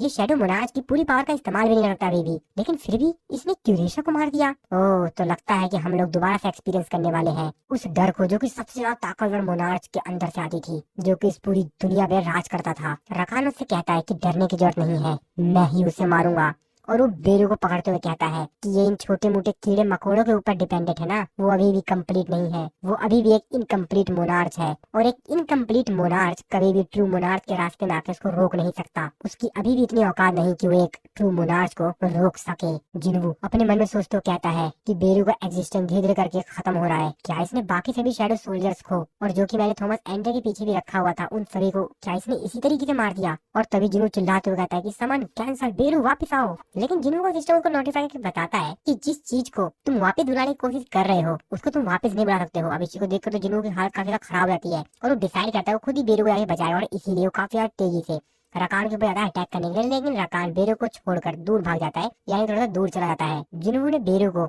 उसको मरने से तो बचा लेता है, लेकिन बेरू के काफी शरीर के जो हिस्से होते हैं वो डिसअपेयर से हो जाते हैं। जिन्हों अपने मन में सोचते कहता है कि मैंने बेरू को तो बचा लिया, लेकिन तभी जो मोनार्च ऑफ आइस होता है वो चिल्लाते हुए कहता है कि तुम सही थे किंग ऑफ बीस्ट, तुम सही थे। और फिर वो भी अपनी आइस पावर का इस्तेमाल करता है, बहुत बड़े बड़े आइस के माउंटेन टाइप शील्ड बना लेता है, और वो जिन्हों से कहता है कि ये इंसान, ऐसा लगता है कि तू अपनी पावर में काफी ज्यादा कॉन्फिडेंट हो गया है। इतना ज्यादा कॉन्फिडेंट भी अच्छी बात नहीं है, तेरे पास तो कोई ऑनर भी नहीं है। और फिर वो भी अपनी फुल फॉर्म में आता है, उसने चारों तरफ बर्फ के बहुत बड़े बड़े माउंटेन्स टाइप्स बड़े बड़े माउंटेन बना लिए थे। और अगर तेरे को लगता है कि तू अपनी पावर का इस्तेमाल करके इन छोटे मोटे जो पपेट्स को, इनको तू कंट्रोल कर रहा है ना, इनको कंट्रोल कर पाएगा, और इनके बलबूते पर, इनके दम पर तू हमें हराने की कोशिश कर रहा है ना, तो ये चीज याद रखियो कि हम लोग सिंपली इनको काट देंगे और तू कुछ भी नहीं कर पाएगा, तू इनको कंट्रोल तक नहीं कर पाएगा, बचा भी नहीं पाएगा। और मैं इन पपेट्स को अपनी अथॉरिटी के अंदर, अपनी पावर के अंदर ट्रैप कर लूंगा, और बस ये लोग बार बार अपने आप को हील करते रहेंगे, बार बार जिंदा होते रहेंगे, मरते रहेंगे, हील होते रहेंगे, बार बार यही सब करते रहेंगे, और ये तेरी बिल्कुल भी मदद नहीं कर पाएंगे। और जो तेरे शैडो सोल्जर हो किसी लायक नहीं रहेंगे, वो एक तरह से पैरासाइट बन जाएंगे, जो कि सिर्फ तेरी माना को खा रहे होंगे। इस चीज को देखकर जिन्वू भी काफी ज्यादा हैरान होता है, और अब तू क्या करेगा। और वो जिन्वू के ऊपर अपने वीपन से अटैक करता है, और वो कहता है अब तू क्या करेगा इंसान। हालांकि जिन्वू अपने डैगर से उसके इस अटैक को रोकने की कोशिश करता है, लेकिन उसका एक अटैक जिन्वू के शरीर को टच हो जाता है, और वहाँ पर जिन्वू घायल हो जाता है, और वो जिन्वू को जमीन में उठा के पटकता है। लेकिन तभी वो देखता है, कहता है क्या वो तो यहाँ पर है ही नहीं, और जिन्वू वहाँ पर होता ही नहीं। चीज देख काफी हैरान होता है, उसके आगे खुले खुले रहते हैं, वो कहाँ पे चला गया है। और तभी जिन्वू उसके एकदम से पीछे से आता है साइड से, और उसके ऊपर में डैगर से अटैक करता है। वो बाल बाल जिन्वू के उस डैगर के अटैक से बचता है, वो जिन्वू के ऊपर उल्टा फिर से एक अटैक करता है, जिससे कि जिन्वू काफी ज्यादा उलझा गिरता है। लेकिन जिन्वू अपने आप को बैलेंस करके फिर से खड़ा हो जाता है उससे फाइट करने के लिए। जिन्वू अपने मन में सोचते कहता है कि ये थोड़ा सा तेज है। मोनार्च ऑफ आइस जिन्वू से कहता है कि तेरी स्टेल्थ स्किल अभी भी बहुत ज्यादा माना कंज्यूम कर रही है, और चिंता मत कर, ये बहुत ही यार जल्दी खत्म हो जाएगी। और वो जिन्वू की तरफ काफी यार तेजी से बढ़ रहा होता है, जिन्वू के ऊपर अटैक करने के, और जिन्वू करीब जाकर उसके ऊपर अपने जीवन से अटैक करता है। जिन्वू अपने डैगर से उसके सारे अटैक्स को डॉज कर रहा होता है, और उसके अटैक्स को ब्लॉक कर रहा होता है, लेकिन वो जिन्वू से काफी तेज था, और इसीलिए जिन्वू के शरीर पर काफी सारे कट्स आता है, जहाँ तक जिन्वू के शरीर से खून निकलने लग जाता है। जिन्वू से कहता है कि मूवमेंट, साइट, ब्रीथिंग, मसल्स, माना, फ्लो, मैं सब कुछ देख सकता हूँ, मैं ये सब कुछ देख सकता हूँ, और मैं शायद इससे भी तेज हो सकता हूँ। सिर्फ मेरे को तेज होना होगा, हाँ मेरे को सिर्फ इससे थोड़ा सा तेज होना होगा। मोनार्च ऑफ आइस जिन्वू से कहता है कि मुझे नहीं पता कि तू अपने दिमाग में क्या सोच रहा है, तू क्या करने सोच रहा है, बट चिंता मत कर, इसका कोई भी यूज नहीं होगा, तू इस चीज का इस्तेमाल ही नहीं कर पाएगा। और तू आज मरेगा। और वो फिर से जिन्हों के ऊपर काफी ज्यादा तेज जाकर अटैक करने वाला होता है, लेकिन जिन्हों अपनी स्पीड स्किल का इस्तेमाल करके उसके पीछे आता है और जिन्हों सोचता है कि शायद अब वो उसके ऊपर अटैक करके उसको घायल कर पाए, लेकिन वो तो असल में एक स्माइल देता है और हंसते हुए कहता है कि आहा पकड़ लिया। अब इस चीज को तो देखकर जिन्हों के भी आँख खुले खुले रहते, जिन्हों समझ नहीं पाता आखिरकार क्या हुआ, और तुरंत बाकी सभी जितने भी लोग होते हैं हंटर्स यहाँ पर जिन्हों को देख रहे होते हैं फाइट जिन्हों की, लैंड हार्ट, मिस्टर बेग, बाकी सभी हंटर, उनकी आंखें खुले की खुली रहती है, क्योंकि इन लोगों ने कुछ तो ऐसा देखा है जो कि इन्हें नहीं लगाता था कुछ होगा। और फिर हम लोग वो सीन देखते हैं जहाँ पर एक्चुअल में रकान ने जिन्हों के पीछे से अटैक करके उसके सीने में अपना पंजा ही मार दिया था, और इस वजह से जिन्हों के शरीर के आर पार उसका पंजा हो गया था और जिन्हों काफी ज्यादा बहुत ज्यादा घायल हो गया था। एक तरह से आप कह सकते हैं कि जिन्हों मर ही गया था। रकान उससे कहता है कि मुझे लगता है कि तू कुछ भी नहीं है, बस तू कॉन्फिडेंट था अपनी स्पीड के ऊपर, उसके बिना तू कुछ भी नहीं है। और जिन्हों के पूरे शरीर से खून आ रहा था, उसकी आंखों से, मुंह से बहुत ज्यादा उसको दर्द हो रहा होता है। जिन्हों को स्टेटस होता है जो कि बहुत ज्यादा हाई होता है, वो भी धीरे धीरे कर लो हो रहा होता है। जिन्हों अपने दोनों डैगरों को छोड़ता है, वो दोनों डैगर जमीन पर गिरते हैं। उसकी हालत बहुत ज्यादा खराब हो चुकी थी। वो रकान के पंजे को पकड़ के अपने शरीर से निकालने की कोशिश करता है, लेकिन वो कुछ भी नहीं कर पाता। जिन्हों अपने मन में सोचते कहता है कि मेरा जो लेवल इतना ज्यादा इंक्रीज हुआ था, इनका कोई भी फायदा नहीं। मोनार्च ऑफ आइस जिन्हों को जो डैगर होता है उसके सीने में मारते हुए कहता है कि ये ले, तेरा वीपर मैं तेरे को वापस दे रहा हूँ। और जिन्हों को इससे और भी ज्यादा पेन होता है और उसकी हालत और भी ज्यादा खराब हो जाती है। मोनार्च ऑफ आइस जिन्हों से कहता है कि ठीक है, अब तो अपने आप को दोबारा से हील कर ले, जैसा कि अभी तूने थोड़ा समय पहले किया था। इससे कोई भी फर्क नहीं पड़ता कि तू कितना ज्यादा ताकतवर है, तू है तो असल में एक इनकम्प्लीट मोनार्च ही ना, तो क्या इंसान बस इतनी ही दूर तक जा सकता है। और अगर ऐसी बात है तो मेरे को नहीं लगता कि तू अपनी इन दोनों आंखों से देख पाएगा। तो उस समय तक जिंदा भी रहेगा जब हमारी आर्मी इस दुनिया पर अपना कदम रखेगी, जब इस पूरी दुनिया पे हमारा ही कब्जा होगा। तो वो सब कुछ देख ही नहीं पाएगा, क्योंकि उससे पहले ही तेरा अंत हो जाएगा इंसान। और जब ऐसा होगा ना, तो इंसानों के मरे हुए शरीर से हम बहुत बड़े बड़े माउंटेन बनाएंगे और खूनों की नदियां बहेंगी। लेकिन इस दुनिया को जहाँ पर तू ग्रो हुआ है, जहाँ पर तू बड़ा हुआ है, मैं पर्सनली इस कंट्री के हर एक इंसान को फ्रीज कर दूंगा और उन लोगों को मैं बहुत तड़पाऊंगा। और ये उम्र भर रहेगा, ना तो वो मर पाएंगे और ना जी पाएंगे। और ये जो सारी बातें हो रही थी, ये बाकी सभी जो लोग थे वो लाइव देख रहे थे। बाकी सभी लोग ये सब कुछ देखकर काफी ज्यादा परेशान थे, काफी ज्यादा हैरान थे, काफी ज्यादा डरे हुए थे सभी लोग। तो तू मुझे अपना गुस्सा दिखा।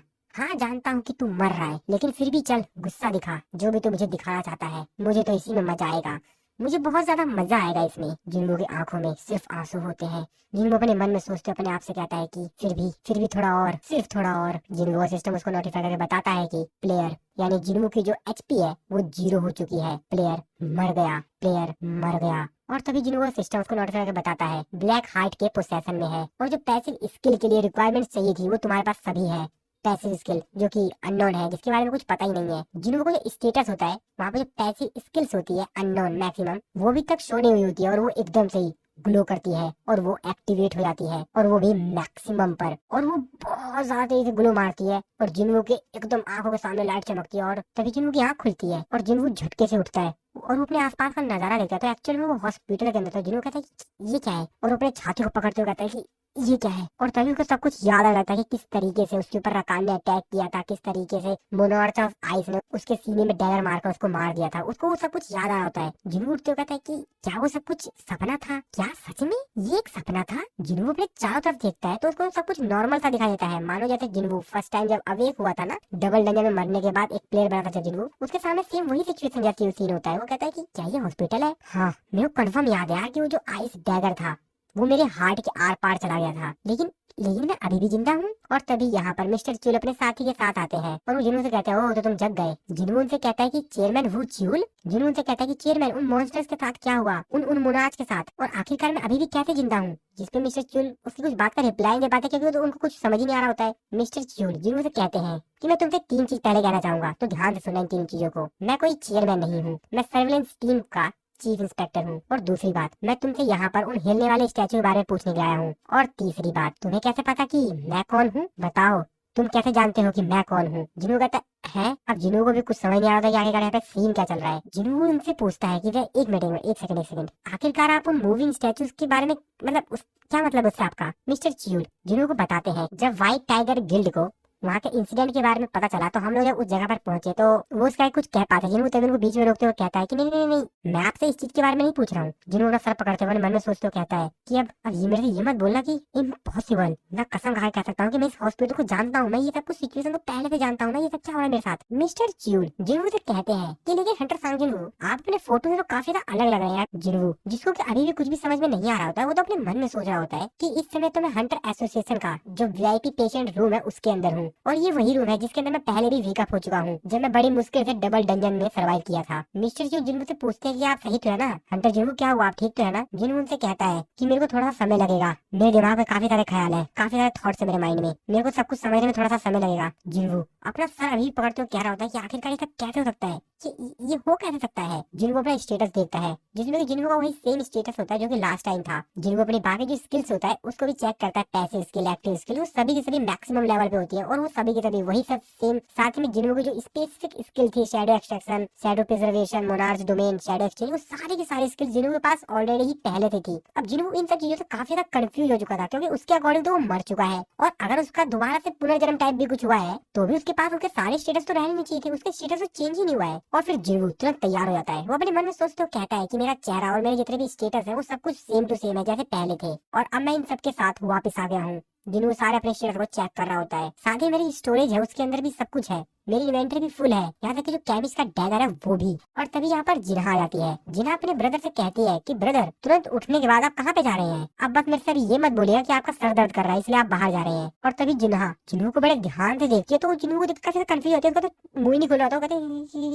मैं गलत रूम में आ गई हूँ क्या, तुम कौन हो। वो जिन्हों को पहचाने से मना कर देती है, क्योंकि जिन्हों काफी ज्यादा इंप्रूव हो गया होता है, उसको तो समझ नहीं आता ये कौन है, तो मेरा भाई है ही नहीं। लेकिन तभी ध्यान से देखे तो समझ में आता है एक्चुअल में जिन्हों ही है। जिन्हों अपने मन में अपने सिस्टर को देखते हुए यही सोच रहा होता है, वो लगता है ये मेरे को पहचान नहीं रही है, शायद पिछले वाले जिन्हों से काफी ज्यादा इंप्रूव हो चुका हूँ, काफी ज्यादा चेंज हो चुका हूँ। जिन्हों अपने सिस्टर कहता है क्या क्या सच में, अरे तुम अपने बड़े भाई को नहीं पहचान रही हो। जिन्हों से कहती है क्या क्या क्या तुम सच में मेरे बड़े भाई हो ना, लेकिन तुम तो काफी अलग लग रहे हो, अरे काफी क्या बहुत ज्यादा अलग लग रहे हो तुम तो। अब जिन्हों बेचारा क्या ही कहता है, इसलिए जिन्हों से कहता है कि तुम्हें ऐसा लग रहा होगा, तुम्हें ऐसा लग रहा होगा। जिन्हों से कहता है कि वैसे मैं थोड़ा सा ज्यादा ही बिजी हूँ तो मैं सीधा हंटर एसोसिएशन जा रहा हूँ। जिन्हा उसके ऊपर चिल्लाते हुए कहते हैं कि तुम वहाँ पर क्या करने के लिए जा रहे हो। जिन्हा की जो फ्रेंड होती है हैन, वो भी साइड में खड़ी होती है कि उनको उन लोगों को ये बताने के लिए कि मैं एक हंटर के तौर पर अपनी जॉब छोड़ रहा हूँ, ये काम धंधा मेरे से नहीं होगा, मैं छोड़ रहा हूँ काम धंधा अपना हंटर के तौर पर। जिन्हा बात सुन कहती क्या सच में। जिन्हों उससे कहता है मैं जानता हूँ कि तुम बीच स्कूल में से आ गई हो तो चुपचाप अपने स्कूल वापस जाओ। जिन्हा कहती क्या, और जिन्हों हैन को देखते हुए कहता है कि और तुम हैन सॉन्ग ही अपनी पढ़ाई लिखाई छोड़कर हंटर मत बनो। ये बात सुनकर हैन काफी हैरान होते कहते हैं, वो अपने मन में सोचते कहती है कि इसको मेरा नाम कैसे पता। और फिर जिन्हों वहाँ से जाने लगता है। जिन्हों अपने मन में सोचते हुए कहता है लेकिन हाँ मेरे पास मेरे शैडो सोल्जर्स नहीं है, मेरे को अपनी आर्मी दोबारा से बनानी होगी। लेकिन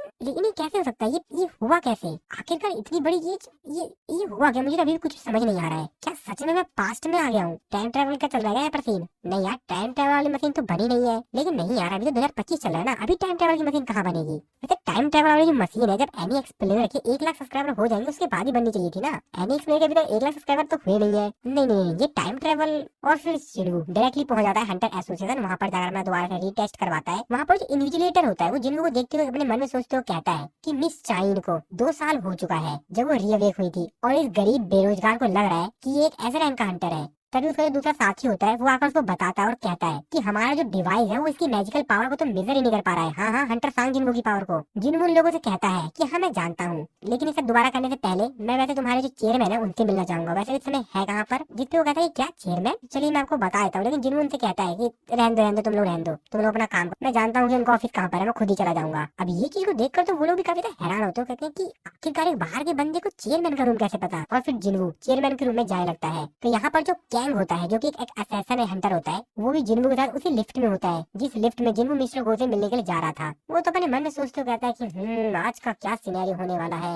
वैसे ही मेरा पहली बार नहीं है जब मैं हंटर एसोसिएशन से इस तरह से झूठ बोलूंगा, लेकिन हाँ यार अगर चीफ इंस्पेक्टर वू चियोल ने मेरे को पकड़ लिया ना तो थोड़ी ज्यादा बड़ी दिक्कत हो सकती है।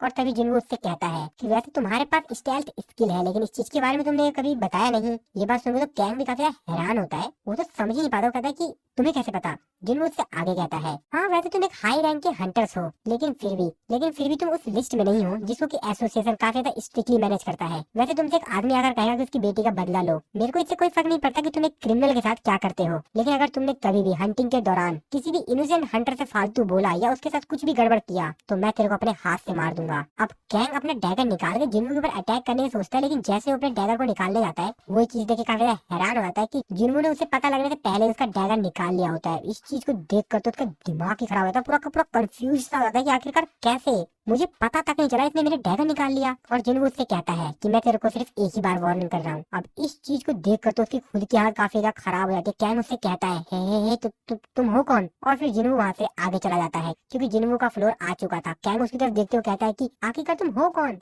ये भूत जैसा इंसान है कौन? ये तो आया और गया, कौन है ये? और फिर जिन्वू पहुंच जाता है मिस्टर गो के रूम में। जिन्वू मिस्टर गो से कहता है कि आपसे मिलकर अच्छा लगा चेयरमैन। मिस्टर गो जिन्वू को स्वागत करते हैं, उससे कहते हैं तुम्हारा टेस्ट का रिजल्ट मिलते ही तुम सीधा मेरे से मिलने के लिए आ गए। मुझे लग रहा है कि तुमको प्रोसीजर पहले से ही पता है। तभी जिन्वू को अपने सिस्टम में एक नोटिफिकेशन आता है जिसमें लिखा हुआ होता है क्या आप इस वर्ल्ड को रीस्टार्ट करना चाहेंगे, और यहाँ पर दो ऑप्शन होता है, एक्सेप्ट और डिक्लाइन। अब जिन्वू उस चीज को देख रहा होता है जिस चीज को मिस्टर गोबी नोटिस करते हैं, कहते हैं क्या हुआ, लेकिन ये सब कुछ तो जिन्वू के अंदर चल रहा होता है। बस थोड़ी सी हरकत करता है जिस वजह से मिस्टर गो से पूछते हैं कि क्या हुआ, कोई दिक्कत है? जिन्वू उनसे कहता है कि नहीं कोई दिक्कत नहीं है। मिस्टर गो से कहते हैं कि ठीक है, डायरेक्टली पॉइंट पर आओ। जिन्वू उनसे कहता है कि इससे पहले मैं आपको कुछ बताना चाहूंगा एक डील के बारे में। मिस्टर गो कहते हैं क्या, एक डील के बारे में? जिन्वू अपने मन में सोच रहा होता है कि मेरे को जीजू आइलैंड पे जाना होगा ताकि मैं अपनी शैडो आर्मी को दोबारा से बना सकूं। वो मिस्टर गो से कहता है प्लीज आप एक नियम को चेंज कर दीजिए, एक समन क्रिएचर को भी एक मेंबर माना जाए ताकि वो भी रेड पे जा पाए। तो मैं हंटर एसोसिएशन से यही चाहूंगा, और अगर आप मेरे लिए ऐसा कर पाए तो जेजू आइलैंड पे जितने भी एंड्स हैं उन सभी को मैं अपने हाथों से मारूंगा। और फिर से जिन्वू के सिस्टम उसको नोटिफाई करके कहता है कि क्या आप इस दुनिया को रीस्टार्ट करना चाहेंगे, लेकिन जिन्वू अभी भी उसका कोई रिप्लाई देता है। मिस्टर गो जिन्वू को चिल्लाते हुए कहते हैं कि प्लीज मेरे से ऐसी बकवास बात मत करो, तुमको ये चीज तो पता ही होगी ना कि हम कितनी बार जेजू आइलैंड के रेड में फेल हो चुके हैं। लेकिन तभी वो चुप हो जाते हैं क्योंकि जिन्वू के अंदर से जो ऑरा निकल रहा होता है, जो एनर्जी निकल रही होती है, उसको वो सेंस करते हुए कहते हैं कि ये एनर्जी। जिन्वू उनसे कहता है कि ये मेरे को ही करने दीजिए, मेरे ऊपर छोड़ दीजिए, मेरे ऊपर छोड़ दीजिए, ये आप चिंता मत कीजिए, जेजू आइलैंड पर जो एंड्स हैं उनको मैं देख लूंगा। मिस्टर गो तो जिन्वू को ही देख रहे थे, काफी हैरान थे, अपने मन में सोच रहे होते हैं कि इसके अंदर से जो ऑरा निकल रहा है, इसकी जो पावर है वो तो नेशनल लेवल का जो हंटर है उसकी भी पावर से ज्यादा है। मिस्टर गो जिन्वू से कहते हैं कि हाउ, कैसे कैसे ये कैसे, आखिरकार इस दुनिया में हो क्या रहा है? और फिर जिन्वू के साथ दोबारा से वही सब कुछ सेम सीन होता है जैसा कि उसके साथ लाइफ में हो रहा था। वो कैंग से फाइट करता है, बाकी सभी लोगों को मारता है अपनी जान बचाने के लिए, और उसी तरीके से सब कुछ हो रहा होता है। उसकी लाइफ सब कुछ सेम चल रही होती है, उसके साथ जो जो भी हुआ था वो सब कुछ हो रहा होता है। साथ ही में जिन्वू को हर बार दिन में कई बार उसको नोटिफिकेशन भी आ रहा होता है कि क्या आप इस दुनिया को रीस्टार्ट करना चाहेंगे, लेकिन जिन्वू ना ही एक्सेप्ट कर रहा होता है और ना ही डिक्लाइन कर रहा होता है। इसी तरीके से जिन्वू के साथ जो कुछ भी हुआ था वो सेम चीज बार बार रिपीट हो रही थी सब कुछ। और फिर जिन्वू धीरे धीरे करके अपने बाकी जो शैडो आर्मी होती है उसको क्रिएट करता है, अपने शैडो सोल्जर्स को दोबारा से बनाता है, और फिर जेजू आइलैंड के रेड पर जाकर वो बेली को भी अपने शैडो आर्मी में ऐड कर लेता है। हालांकि जिन्वू का सिस्टम अभी भी बार बार उसको नोटिफाई करके बोल रहा था कि क्या आप इस दुनिया को रिस्टार्ट करना चाहेंगे, लेकिन जिन्वू अभी भी उसका कोई भी रिप्लाई दे रहा होता है। और जिन्वू बस लगातार अपनी शैडो आर्मी को दोबारा से रिक्रिएट कर रहा था। एक्चुअली जिन्वू के साथ ये जो सब कुछ हो रहा था ये एक तरह से इल्यूजन था। इस चीज को जिन्वू समझ जाता है और इसीलिए जिन्वू से कहता है कि ये सब कुछ रोको, मुझे पता है कि ये सिर्फ एक इल्यूजन है और इसीलिए ये सब कुछ तुरंत रोको और अपने आप को रिवील करो। आखिरकार तुम मेरे से अपने आप को कब तक छुपा पाओगे? तुम्हें आना तो होगा ही सामने, और इसीलिए सामने आओ। और फिर जिन्वू के चारों तरफ सिर्फ उसकी जो नोटिफिकेशन आ रही होती है स्क्रीन पर वो सब कुछ दिखाई देता है चारों तरफ जिन्वू के। लेकिन जिन्वू को तो घंटा भी फर्क नहीं पड़ रहा होता है, वो तो एकदम चिल होता है क्योंकि उसको पता है ये सब कुछ मेरा सिर्फ एक इल्यूजन है, क्योंकि उसके साथ ऐसा हो चुका है और इसीलिए उसे इससे कोई भी फर्क नहीं पड़ रहा होता। जिन्वू उससे दोबारा से कहता है कि कौन हो तुम, और तभी यहाँ पर कोई आता है। हम लोग को पता चलता है कि एक्चुअल में ये कोई और नहीं, द किंग ऑफ डेड एशबॉर्न है। तो आप लोग फुल लाइव में कितने दिनों से देख रहे हैं, तो आप लोग को एक कंफ्यूजन रहती होगी कि आखिरकार जिन्वू को ही क्यों चुना गया था, क्योंकि जिन्वू के अलावा भी काफी सारे ई रैंक के हंटर्स एग्जिस्ट करते थे, यहाँ तक कि एस रैंक के और हाई लेवल के भी हंटर्स थे, लेकिन आखिरकार वो जिन्वू ही क्यों था जिसको चुना गया था। तो अब हम लोग को वो स्टोरी पता चलेगी एक्चुअल में जिन्वू को ही क्यों चुना गया था। जिन्वू एशबॉर्न की तरफ देखते हुए कहता है, ओह तो क्या यही है किंग ऑफ डेड, मौत का भगवान एशबॉर्न? जिन्वू से कहता है अगर तुम चाहो तो इस दुनिया में तुम अनंत तक रह सकते हो, तुम अमर हो जाओगे। ये एक ड्रीम की तरह है ना, एक बेहतरीन सपना जिससे हम कभी नहीं उठना चाहते। जिन्वू उसकी ये बात सुनकर थोड़ा सा सोचता है। इसके बाद जिन्वू उससे कहता है तो क्या तुम इस ट्रैप की बात कर रहे हो, ये इल्यूजन जो तुमने बनाया है? एशबॉर्न उससे कहता है कि नहीं, मैंने इस दुनिया को नहीं बनाया, इस दुनिया को बनाने के लिए तुम ही जिम्मेदार हो, इस दुनिया को तुमने ही बनाया है। ये बात सुन के जिन्वू काफी ज्यादा हैरान होता है। वो कहता है क्या इस दुनिया को मैंने बनाया है? एशबॉर्न कहता है कि ये दुनिया तुम्हारे डिजायर और जो तुम्हारी गलतियां हैं जिसको कि तुम सुधारना चाहते थे उसका कॉम्बिनेशन है, और इन सब के साथ है मेरी पावर। इन सबको मिला के ये दुनिया बनी है, और दूसरे शब्दों में कहा जाए तो ये मेरी टेरिटरी है और ये इनफाइनाइट रेस्ट है, मृत्यु, डेथ, मौत। मैं तुमको काफी समय से देख रहा था, बहुत लंबे समय से, जिसकी तुम कल्पना भी नहीं कर सकते, तुम इमेजिन भी नहीं कर सकते कि आखिरकार मैं तुमको कितने समय से नोटिस कर रहा था, तुमको ही देख रहा था मैं। तुम हमेशा से ही मौत के काफी ज्यादा करीब थे, हमेशा से ही, लेकिन फिर भी तुम उसको रोक रहे थे, फिर भी तुम उसके खिलाफ थे। मैं तुम्हारे सारे स्ट्रगल्स को जानता हूँ, मैं गवाह हूँ तुम्हारे स्ट्रगल्स का, तुम्हारी उन कोशिशों का, तुम्हारे उन रिवॉर्ड्स का जो कि तुम्हें मिला है, तुम्हारे उन सेक्रीफाइस का। मैं ही मौत हूँ, मैं ही एटर्नल रेस्ट हूँ, और मैं ही हूँ भय, डर, मैं ही तुम हूँ। और मेरी टेरिटरी में, मेरी जगह पर तुम जो चाहो वो कर सकते हो, जो भी चाहो, जो तुम्हारी इमेजिनेशन है, जहाँ तुम सोच सकते हो वो सब कुछ, तुम वो सब कुछ कर सकते हो मेरी टेरिटरी में। और फिर जिन्वू अपने आप को ही, जो उसका ओल्ड वर्जन होता है, उसको देखता है, जो कि तुरंत एक पौधे को पेड़ बना देता है। अब इस चीज को जिन्वू देखकर काफी ज्यादा हैरान होता है। एक्चुअल में ये कुछ इमेजिनेशन होती है, जिन्वू की इमेजिनेशन होती है। तुम चाहो तो मेरे जो सर्वेंट्स हैं, मेरे जो गुलाम हैं, तुम उन्हें अपना बना सकते हो, और मेरी पावर्स को तुम उनसे एब्जॉर्ब भी कर सकते हो। हालांकि ये सब कुछ सिर्फ पॉसिबल है तुम्हारी खुद की टेरिटरी में। पावर, किसी को भी क्रिएट करने की पावर, इस दुनिया को डिस्ट्रॉय और चेंज करने की। मैं ही हूँ मैक्सिमम पावर, मैं ही सबसे ज्यादा पावरफुल, सबसे ज्यादा ताकतवर हूँ। जिसमें जिन्वू उससे कहता है, तो तुम ये कहना चाहते हो कि मेरी और तुम्हारी पावर जो है वो सेम है। ऐशबॉर्न उससे कहता है कि मैं इस समय का काफी लंबे समय से इंतजार कर रहा था, बहुत लंबे समय थे जब हम दोनों मिलेंगे। मैं हूँ shadow monarch, the king of death, जो कि डेथ की पावर के ऊपर रूल करता है, और जो डार्कनेस, अंधेरे की सबसे ज्यादा गहराई है, वहाँ का मैं मालिक हूँ। जिसपे जिन्वू से सवाल करते हुए पूछता है कि आखिरकार मुझे ही क्यों चुना गया था। ऐशबॉर्न उससे कहता है कि मैं तुम्हें कुछ दिखाना चाहूंगा, अपनी शुरुआत और अपना अंत, और साथ में दिखाना चाहूंगा मैं तुमको तुम्हारी शुरुआत। इस तरफ हम लोग जिन्वू के शरीर को देखते हैं रियल वर्ल्ड में, जहाँ पर जिन्वू का शरीर एकदम सा फ्रीज सा हो गया था, वो बिल्कुल भी मूवमेंट नहीं कर रहा था। रकान उसको देखते हुए कहता है पक्का ये मर गया है पक्का ये मर गया है। थॉमस एंड्रे एस रैंक के हंटर लैनहार्ट से कहते हैं कि ये हंटर, जिन्वू एकदम से डिसअपेयर हो गया है, क्या हुआ क्या है आखिरकार। जिसपे लैनहार्ट कहता है कि वो मिस्टर बिग चिल्लाते हुए कहते हैं कि नामुमकिन, तो अब ऐसा कोई नहीं बचा है जो कि मैजिकल बीस्ट को रोक सके। इस तरफ हम लोग उसी स्नाइपर को देखते हैं जिसको कि हम लोगों ने लास्ट वाला एपिसोड में देखा है, जो कि छत के टॉप पे बैठा हुआ था। वो अपने मन में सोचते हुए कहता है कि डैम इट, मेरे को उस इंसान की बात पहले ही सुन लेनी चाहिए थी, लेकिन नहीं, शायद अभी भी हम लोग इन लोगों को रोक सकते हैं अगर हम इन लोगों के ऊपर अटैक करें तो। नहीं, हम लोग को इनको रोकना ही होगा। लेकिन यार, यहाँ तक कि नेशनल लेवल के हंटर भी इनको नहीं रोक पाए। लेकिन नहीं, हमारे पास कोई ऑप्शन भी नहीं है, हम पीछे नहीं हट सकते हैं। और इसीलिए वो चिल्लाते हुए सभी को अलर्ट करते हुए कहता है कि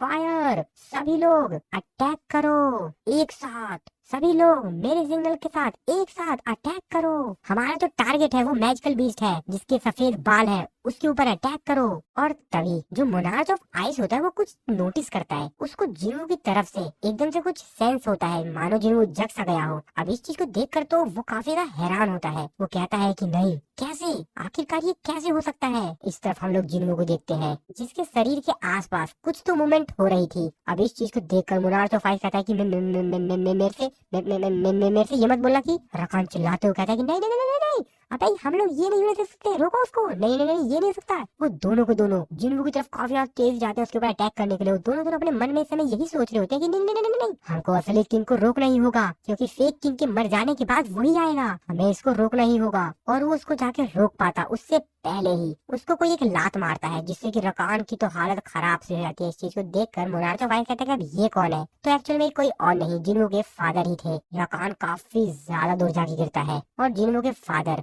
जिन्वू के आगे आ जाते हैं, ताकि जिन्वू के ऊपर ये लोग अटैक ना करे, उसके सामने आते हैं। तो अब इन लोगों को अगर जिन्वू को हाथ लगाना भी है तो उसके फादर से लड़ना होगा, और उनसे लड़ना कोई आसान बात नहीं है। और फिर जिन्वू के फादर अपने दोनों डैगर को हाथ में लेते हुए कहते हैं कि यहाँ से अब मैं संभालूंगा सब कुछ, और कोई भी इस बच्चे को टच भी मत करना। और इसके बाद ऐशबोर्न जो होता है जिन्वू को अपनी स्टोरी बताता है। वो बताता है दूसरी दुनिया में लाइट और डार्कनेस, उजाला और अंधेरा उस समय से एग्जिस्ट करते हैं जब यहाँ पर कुछ भी नहीं था। और फिर एब्सोल्यूट बीइंग ने इन दोनों को अलग अलग बांट दिया, और फिर उन्होंने लाइट से क्रिएट किया देवताओं को, और अंधेरे को अलग कर दिया और उनसे बने सॉवरेजियंस। एब्सोल्यूट बिगिनिंग ने इन दोनों को दो अलग अलग चीजों में बांट दिया, एक थे भगवान देवता और दूसरे थे सोवरेजियंस जो कि पैदा हुए थे इस दुनिया को डिस्ट्रॉय करने के लिए, और दूसरी तरफ देवता जो कि पैदा हुए थे इस दुनिया को मेंटेन करने के लिए। और इस तरीके की लगातार और कभी न खत्म होने वाली वॉर को देखते हुए the brightest fragment of the brilliant light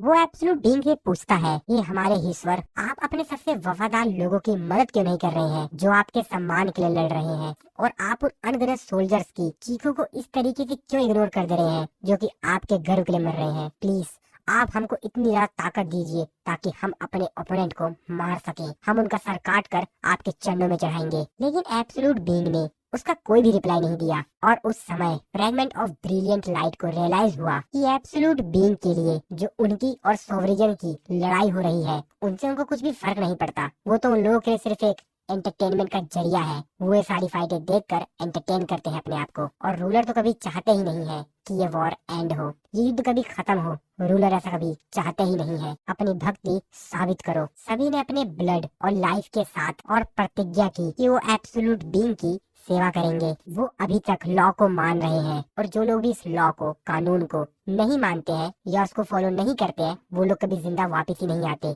लेकिन मरने वालों से मारने वालों की संख्या ज्यादा थी। भले ही वो कानून का पालन करें, उसको फॉलो करें, लेकिन फिर भी मौत उनका इंतजार कर रही है। और जब तक एब्सोल्यूट बीइंग रहेगा, ये वॉर तो कभी खत्म ही नहीं हो सकती। और इस युद्ध को, इस वॉर को खत्म करने के लिए, जिसका कि शायद कोई मतलब ही नहीं था, उन लोगों के उसके खिलाफ जाना होगा। और फिर शुरुआत होती है विद्रोह की। ये विद्रोह की शुरुआत थी। वो उसे देख रहे हो तुम, वो मैं हूँ। मैं पास्ट वाला मैं इकलौता ऐसा देवता था जो कि उस विद्रोह के खिलाफ खड़ा था। लेकिन मेरे जो सोल्जर्स थे उनकी संख्या बहुत ही ज्यादा कम थी। हमारे नंबर्स बहुत ही कम थे, और हम लोग क्या ही कर पाते। हम लोगों का मौत करीब था। और जब मैंने सोचा कि मेरा अंत है, और मुझे लगा कि शायद ये मेरा अंत है, लेकिन जब मैंने अपनी आंखें खोली तो मैं डार्कनेस के अंदर था, एक गहरा अंधेरा। और तब मैंने रियलाइज किया कि असल में एब्सोल्यूट बीइंग ने मेरे अंदर कुछ पावर छुपा दी। और इसके बाद वो बोलता है अराइज, और उसके अराइज बोलते ही उसके जो मरे हुए लोग थे वो सभी के सभी दोबारा से जिंदा हो जाते हैं। एक तरह से वो एशबोर्न की शैडो सोल्जर बन जाते हैं। एशबोर्न आगे बताता है, और मैं फिर से खड़ा हुआ और मैंने अपनी एक नई आर्मी बनाई। मैं अपनी नई आर्मी के साथ फिर से युद्ध में तैयार था, उनसे युद्ध करने के लिए। और ये युद्ध चलता रहा। मैंने ये लड़ाई दोबारा से लड़ी, लेकिन जब मैं वापस पहुंचा तो सब कुछ खत्म हो चुका था। बाकी बचे हुए जो फ्रेगमेंट ऑफ ब्रिलियंट लाइट थे, उन लोगों ने एब्सोल्यूट बीइंग को मार दिया और अपने आप को कहा नया भगवान। और इन लोगों को मिल गई एक नई पोजीशन रूलर्स की, और उन्होंने एब्सोल्यूट बीइंग के जितने भी अलग अलग प्रकार के टूल्स थे जिनके अंदर एब्सोल्यूट बीइंग की पावर थी, उनका इस्तेमाल करके वो सोवरेजियंस को मारने लगे। और इसके परिणाम स्वरूप रूलर्स ने द किंग ऑफ जायंट को कैद कर लिया, और दोनों साइड की जो पावर थी वो पूरी तरीके से कोलैप कर गई। यानी कि अब तक जो दोनों तरफ की पावर्स थी वो बैलेंस थी, और किंग ऑफ जायंट को कैप्चर करते ही, उसको कैद करते ही, उन लोगों के बीच में जो थोड़ा बहुत संबंध था वो भी पूरी तरीके से अब टूट गया। और तब सोवरेजियंस को रियलाइज हुआ कि सिचुएशन तो बद से बदतर हो गई है। सिचुएशन बहुत ही ज्यादा खराब हो चुकी है, और मैंने उस समय का इस्तेमाल किया। मैं सोवरेजियंस के पास गया, और उन लोगों के पास यानी सोवरेजियंस के पास कोई दूसरा चॉइस था ही नहीं। उन लोगों के पास सिर्फ एक ही चॉइस था कि वो अपनी बाकी बची हुई जो फोर्सेस थी उनको मेरे साथ मिला ले, और मेरे साथ मिलकर हम लोगों के जो कॉमन एनिमी है यानी कि रूलर्स, उनसे लड़ाई करें। और फिर तब से मैं लगातार वो बहुत लंबी चलने वाली बैटल को लड़ता रहा, ना ही एक फ्रेगमेंट ऑफ ब्रिलियंट लाइट के तौर पर और ना ही भगवानों के देवता के तौर पर। मैं ये लड़ाई लड़ता रहा शैडो मोनार्च के तौर पर, और वो पूरा समय मेरे तरफ ही था, मानो समय मेरे साथ ही था। क्योंकि जो मेरे लोग मर रहे थे, जो उनके कॉर्प्स थे और जो उनकी साउल्स थी, वो भी मेरी मदद कर रही थी उस बैटल फील्ड में लड़ने के लिए। क्योंकि उन लोगों को मैं अपनी शैडो आर्मी में ऐड कर ले रहा था, और वो मेरी तरफ से ही लड़ रहे थे। और जब मैंने अपनी ताकत को आर्मी ऑफ डिस्ट्रक्शन, जिसको की लीड कर रहे थे किंग ऑफ बरसर्क ड्रैगन, उनसे जब मैंने मिलाया तो मोनार्च और रूलर्स वो सभी के सभी मेरे से डरने लगे। और जो उनमें से दो मोनार्च थे जो कि मेरे से काफी ज्यादा डर गए थे, उन लोगों ने सोचा कि इसके सामने से जाके तो हम इसके ऊपर अटैक नहीं कर सकते, और इसीलिए उन लोगों ने मेरे पीछे से आकर अटैक किया। और इस वजह से मेरी जो शैडो आर्मी थी वो लगभग खत्म ही होने वाली थी। आर्मी जो कि बहुत ज्यादा पावरफुल थी वो हारने लगी सिर्फ एक धोखे की वजह से। और जब king of beast, the beast monarch, अपने सोल्जर्स को पीछे मरते हुए छोड़कर वहां से भागने लगे, तो the king of demon, the monarch of white flame, Baran, उसके पास कोई चॉइस ही नहीं बची, और इन सब की कीमत उसे चुकानी पड़ी। लेकिन तभी बाकी सभी जो रूलर्स थे, यानी कि जो पहले फ्रेगमेंट ऑफ ब्रिलियंट लाइट हुआ करते थे, जो कि अब रूलर बन चुके हैं, वो लोग एशबॉर्न के सामने आते हैं, यानी कि शैडो मोनार्च के पास आते हैं। और वो लोग शैडो मोनार्च से बोलते हैं, प्लीज समय आ गया है कि अब आप हमें माफ कर दीजिए, हमारे the greatest fragment of brilliant light. हमारे पास कोई ऐसा रीजन ही नहीं है, ऐसा कोई कारण ही नहीं है जिसकी वजह से हम ये फाइट और लंबे समय तक कर सकें। वैसे देखा जाए तो उन लोगों के पास बहुत ज्यादा पावर थी, उन लोगों के पास इतनी ज्यादा पावर थी कि वो चाहते तो मेरे को वो नथिंगनेस में भेज सकते थे, लेकिन उन लोगों ने शांति स्वीकार की। ये पहली बार था जब उन लोगों ने मुझे इतना कम रिस्पेक्ट दिया था, क्योंकि जब मैं उन लोगों का साथी था, फ्रंट लाइन पर आर्मी ऑफ ब्रिलियंट लाइट को लीड किया करता था, तब की तुलना में ये जो उन लोगों ने मेरे को रिस्पेक्ट दी थी, ये बहुत ही ज्यादा कम थी। एशबॉर्न उन लोगों से कहता है, क्या तुम लोग ये कह रहे हो कि मेरे पास कोई रीजन नहीं है? क्या तुमने अपने स्वॉर्ड और अपने स्पेयर से मेरे लोगों को हानि नहीं पहुंचाई? उन लोगों को तुमने हार्म नहीं किया और तुमने हमारे रूलर की हत्या नहीं की? जिसपे वो कहता है कि वो हमारे भी मास्टर थे। अब ये बात सुनकर एशबॉर्न शैडो मोनार्च बहुत ज्यादा गुस्से में आता है। वो उसकी गर्दन पकड़ते हुए कहता है कि सुन बे, ये जो क्राइम तुम लोगों ने किया है ना, ये बहुत ही ज्यादा बेकार है, बहुत ही ज्यादा। जिसपे वो एशबॉर्न से कहता है कि तुम बाकी लोगों से बेहतर समझ सकते हो। आखिरकार आखिरकार अपने ही मास्टर के खिलाफ विद्रोह करना कैसा लगता है, कैसी होती है ये फीलिंग, तुम इसे बेहतर समझ सकते हो। हम तो सिर्फ इस वॉर का अंत चाहते थे, ताकि ये वॉर खत्म हो जाए। शैडो मोनार्च उससे कहता है, अपने स्पेयर से, अपने भालों से मेरे दिल को छेद दो, मेरे दिल को घायल कर दो। यही वो अंत है जिसे तुम इतनी बेसब्री से चाहते हो, और फिर आखिर में तुम इस वॉर के विजेता बनोगे, तुम ये वॉर जीत जाओगे। इस पर शैडो मोनार्च का रिप्लाई देते हुए कहता है कि प्लीज प्लीज अपने दिल में जगह ढूंढिए और हमें माफ कर दीजिए। जिस पे शैडो मोनार्च एशबॉर्न उसकी गर्दन और तेजी से पकड़ते हुए उसको गुस्से में कहता है कि मार दो, मुझे मार दो। लेकिन वो एशबॉर्न से कहता है कि प्लीज प्लीज अपने गुस्से पे काबू कीजिए, हमारे greatest fragment of brilliant light, please अपने गुस्से पे काबू कीजिए। और जो बाकी फ्रेगमेंट ऑफ ब्रिलियंट लाइट थे, वो सभी के सभी भी शैडो मोनार्च से माफी मांगते हैं और उनके आगे झुकते हैं। इसका मतलब ये है कि वो सभी के सभी एक साथ शैडो मोनार्च एशबॉर्न से माफी मांग रहे हैं। एशबॉर्न जिन्हों से कहता है, उस समय तो मैं नर्वस सा हो गया था। सो दोस्तों, यहाँ पर मैं आप लोगों को एक चीज बता देता हूँ। तो एक्चुअल में यहाँ पर जो एशबॉर्न है, यानी कि शैडो मोनार्च, अब वो जिन्हों को जब कहानी बताएगा तो बीच बीच में ना जिन जिन लोगों को जानता है ना, उन लोगों की इमेज आएगी। तो एक्चुअल में ये एशबॉर्न ही है जो कि उन लोगों के कैरेक्टर को, उन लोगों के फेस में अपने आप को ट्रांसफॉर्म कर रहा है, और जिन लोगों को धीरे धीरे करके स्टोरी अभी भी आगे बता रहा है, और जिन से बातें कर रहा है, और जिन अपना आराम से इसकी जो सारी स्टोरी है वो सुन रहा है। एशबॉर्न आगे बताता है कि मैं किसी भी प्रकार का सोल्यूशन नहीं निकाल सका, और इसीलिए मैंने डिसाइड किया कि बदला लेने के लिए मैं अपने आप को छिपा लूंगा। और जैसा कि मैंने मोनार्च ऑफ व्हाइट फ्लेम को अपने अंदर ही ट्रैप कर लिया था, तो मैंने ये प्लान बनाया कि जब मैं अपनी बॉडी को रिकवर कर लूंगा और फिर उसके बाद मैं बीस्ट मोनार्च के ऊपर अटैक करूंगा अपनी आर्मी के साथ। लेकिन जब मैं छुपा हुआ था, वो मोनार्च जो कि अपनी ज्यादातर पावर खो चुका है और जो कि रूलरों के द्वारा भी हराया जा चुका था, और जब मैं मोनार्च के सामने दोबारा से आया, लेकिन असल में वो लोग थे जो डायमेंशन ब्रेक हुआ था वहाँ से भागने का प्लान बना रहे थे, वहाँ से भागने की सोच रहे थे। और जो द किंग ऑफ ड्रैगन था, उसने किसी भी प्रकार की लड़ाई के लिए परमिशन नहीं दी। वो जानता था कि उसके लिए यही समय है जब वो अपनी पावर और अपनी स्ट्रेंथ को रिकवर कर सके, और उसने मेरे को खुशी खुशी अपने फोर्स को ज्वाइन करने का ऑफर भी दिया। हम लोग एक नई दुनिया की तलाश कर रहे थे ताकि हम लोग अपनी एक नई आर्मी को बना सके। ये बात सुन के जिन्हों कहता है कि अर्थ, वो आगे बताते हैं कि हाँ तुमने सही कहा, अर्थ इंसानों की दुनिया। और एक मोनार्च का इस तरीके से उन लोगों के सामने आना, ये बहुत ज्यादा अजीब हो जाएगा, लेकिन उनका विनाश भी जरूरी था। और तभी जिन्हों डेमोन कैसल जो था उसी का सीन देखता है, जिन्हों अपने मन में सोचते कहता है कि ओ, तो वो सिटी जिसमें चारों तरफ आग लगी हुई थी, ये सीन तो मैंने पहले भी देख रखा है ना। अरे हाँ, ये तो डेमोन कैसल है ना। वो शैडो मोनार्च से कहता है कि क्या भविष्य में यही होने वाला है? जिस पे शैडो मोनार्च से कहता है कि नहीं, ये तो इतिहास है, ये तो पास्ट का रिकॉर्ड है। ये बात सुनकर जिन्हों काफी ज्यादा हैरान है, तो पूछता है कि क्या? वो आगे बताता है, अगर मोनार्च के एग्जिस्टेंस का मतलब है डिस्ट्रक्शन, तो रूलर्स के एग्जिस्टेंस का मतलब है इस दुनिया को मेंटेन करना, एक ऐसी दुनिया को जहाँ पर अब एब्सोल्यूट बीइंग है ही नहीं। देर से ही सही, लेकिन रूलर्स ने सोवरेनियंस की जो मूवमेंट्स थी कि वो लोग कहाँ कहाँ जा रहे हैं, उसको डिटेक्ट किया, उसको फॉलो किया और वहाँ पर अपनी आर्मी को भेजा, और सब कुछ का अंत होने ही वाला था और सब कुछ खत्म हो गया था। नेचुरली जो रूलर्स थे वो इस बात से काफी ज्यादा गुस्से में हो गए कि जिस दुनिया को मिटाने में असफल रहे, उसके सोल्जर्स दूसरी दुनिया में जाकर उसको बर्बाद करने में सफल हो गए। तो एक्चुअली जो रूलर्स थे वो सोवरेनियंस को पूरी तरीके से मिटा देना चाहते थे, उनकी पूरी दुनिया को ही, लेकिन वो उस चीज में तो असफल हो गए, फेल हो गए। लेकिन उन्हीं सोवरेनियंस की जो सेना थी वो दूसरी दुनिया में जाकर उस दुनिया में तबाही लाने में सफल हो गई। अब इस बात से वो काफी ज्यादा गुस्से में थे, और इस चीज को ही सुधारने के लिए उन लोगों ने अपने एक टूल का इस्तेमाल किया जिसके अंदर एब्सोल्यूट बीइंग की पावर थी। हालांकि उन लोगों ने इस चीज का इस्तेमाल करने से अपने आप को रोक रखा था और वो टूल था द कप ऑफ रेनकार्टिनेशन। और ये जो टूल था ना वो बहुत ही ज्यादा बेहतरीन टूल था। इसकी मदद से 10 साल पहले जाया जा सकता था, यानी कि पूरे टाइमलाइन को ही 10 साल पहले किया जा सकता था। और रूलर्स ने हर वो चीज की जिससे कि वो इस दुनिया को बचा सके। लेकिन अभी जो इस समय धरती थी वो काफी ज्यादा कमजोर थी मोनार्च से लड़ने के लिए। और अर्थ जहाँ पर किसी भी प्रकार की कोई मैजिकल एनर्जी ही नहीं थी और शायद उसमें इतना क्षमता भी नहीं थी कि वो इतनी बड़ी लार्ज स्केल में जो बैटल होगी उसको झेल पाए। और इस बैटल को चाहे मोनार्च जीते या रूलर्स जीते, इस धरती पर जो उसका इम्पैक्ट होगा वो सेम ही रहेगा। और लेकिन तभी जो रूलर्स होते हैं वो लोग एक बहुत ही ज्यादा अजीब सा डिसीजन लेते हैं। अगर वो लोग सभी को नहीं बचा सकते हैं तो वो चाहते थे कि वो कुछ लोगों को तो बचा ही ले। कुछ लोग तो ऐसे हुई जिनको कि वो सरवाइव करवा दे ताकि वो लोग इस दुनिया को कंटिन्यू चलाते रहें।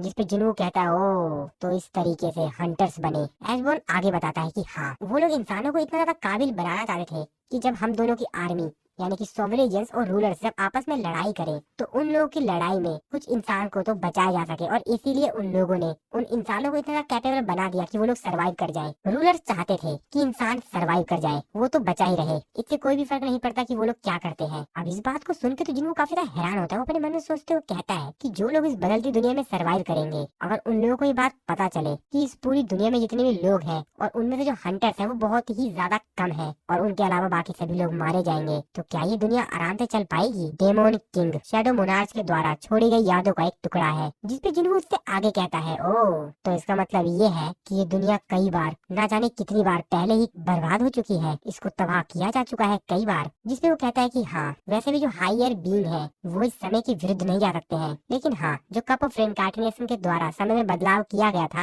या किया जाता है वो लोग उसको समझते हैं। रूलर्स जो कि हर बार कोशिश करते हैं ताकि वो लोग जो अपनी मिस्टेक्स है उसको सुधार सके। और दूसरी तरफ जो सोवरेनियंस हैं वो अपने प्लान को बार बार लगातार चेंज करते रहते हैं। और ये सब कुछ तब तक चलता रहेगा जब तक कि जो भगवान का टूल है कप ऑफ रेनकार्टिनेशन वो काम करना बंद ना कर दे। ये बात सुनकर जिन्हों कहता है क्या क्या क्या क्या क्या एक मिनट, तुम ये कहना चाहते हो कि कप ऑफ रेनकार्टिनेशन की कोई लिमिट है? जिसपे वो बताता है कि हाँ वैसे मैं तुमको एक चीज बता दूं कि इनफाइनाइट पावर जैसी कोई चीज होती ही नहीं है, जैसा कि एब्सोल्यूट बीइंग जो कि इस दुनिया को बनाने में कैपेबल था लेकिन उसके खुद के क्रिएशन के द्वारा ही उसको मार दिया गया। और इसीलिए हर पावर की एक लिमिट होती है। अभी बात सुन के जिन्हों थोड़ा सा हैरान होते हुए उससे पूछता है लेकिन आखिरकार एक क्रिएशन इतना ज्यादा सक्षम कैसे हो गया, इतना ज्यादा काबिल कैसे हो गया कि अपने ही क्रिएटर को मार सकता है? जिसपे वो जिन्हों से कहता है तुम उसको इस तरीके से समझ लो कि इंसान जो मशीन बनाता है उसको उसी के द्वारा मार दिया जाता है, हमको लड़ने के लिए बनाया गया है। और फिर सोवरेनियंस ने रूलर के ही मेथड को इस्तेमाल किया और अपना खुद का एक प्लान बनाया। उसी तरीके से समझ लो कि जिस तरीके से रूलर्स अपने कुछ पावर इंसानों को दे देते हैं हंटर के तौर पर ताकि वो लोग मैजिकल बीस्ट को मार सके, ताकि इस दुनिया को थोड़ी ताकत मिल सके।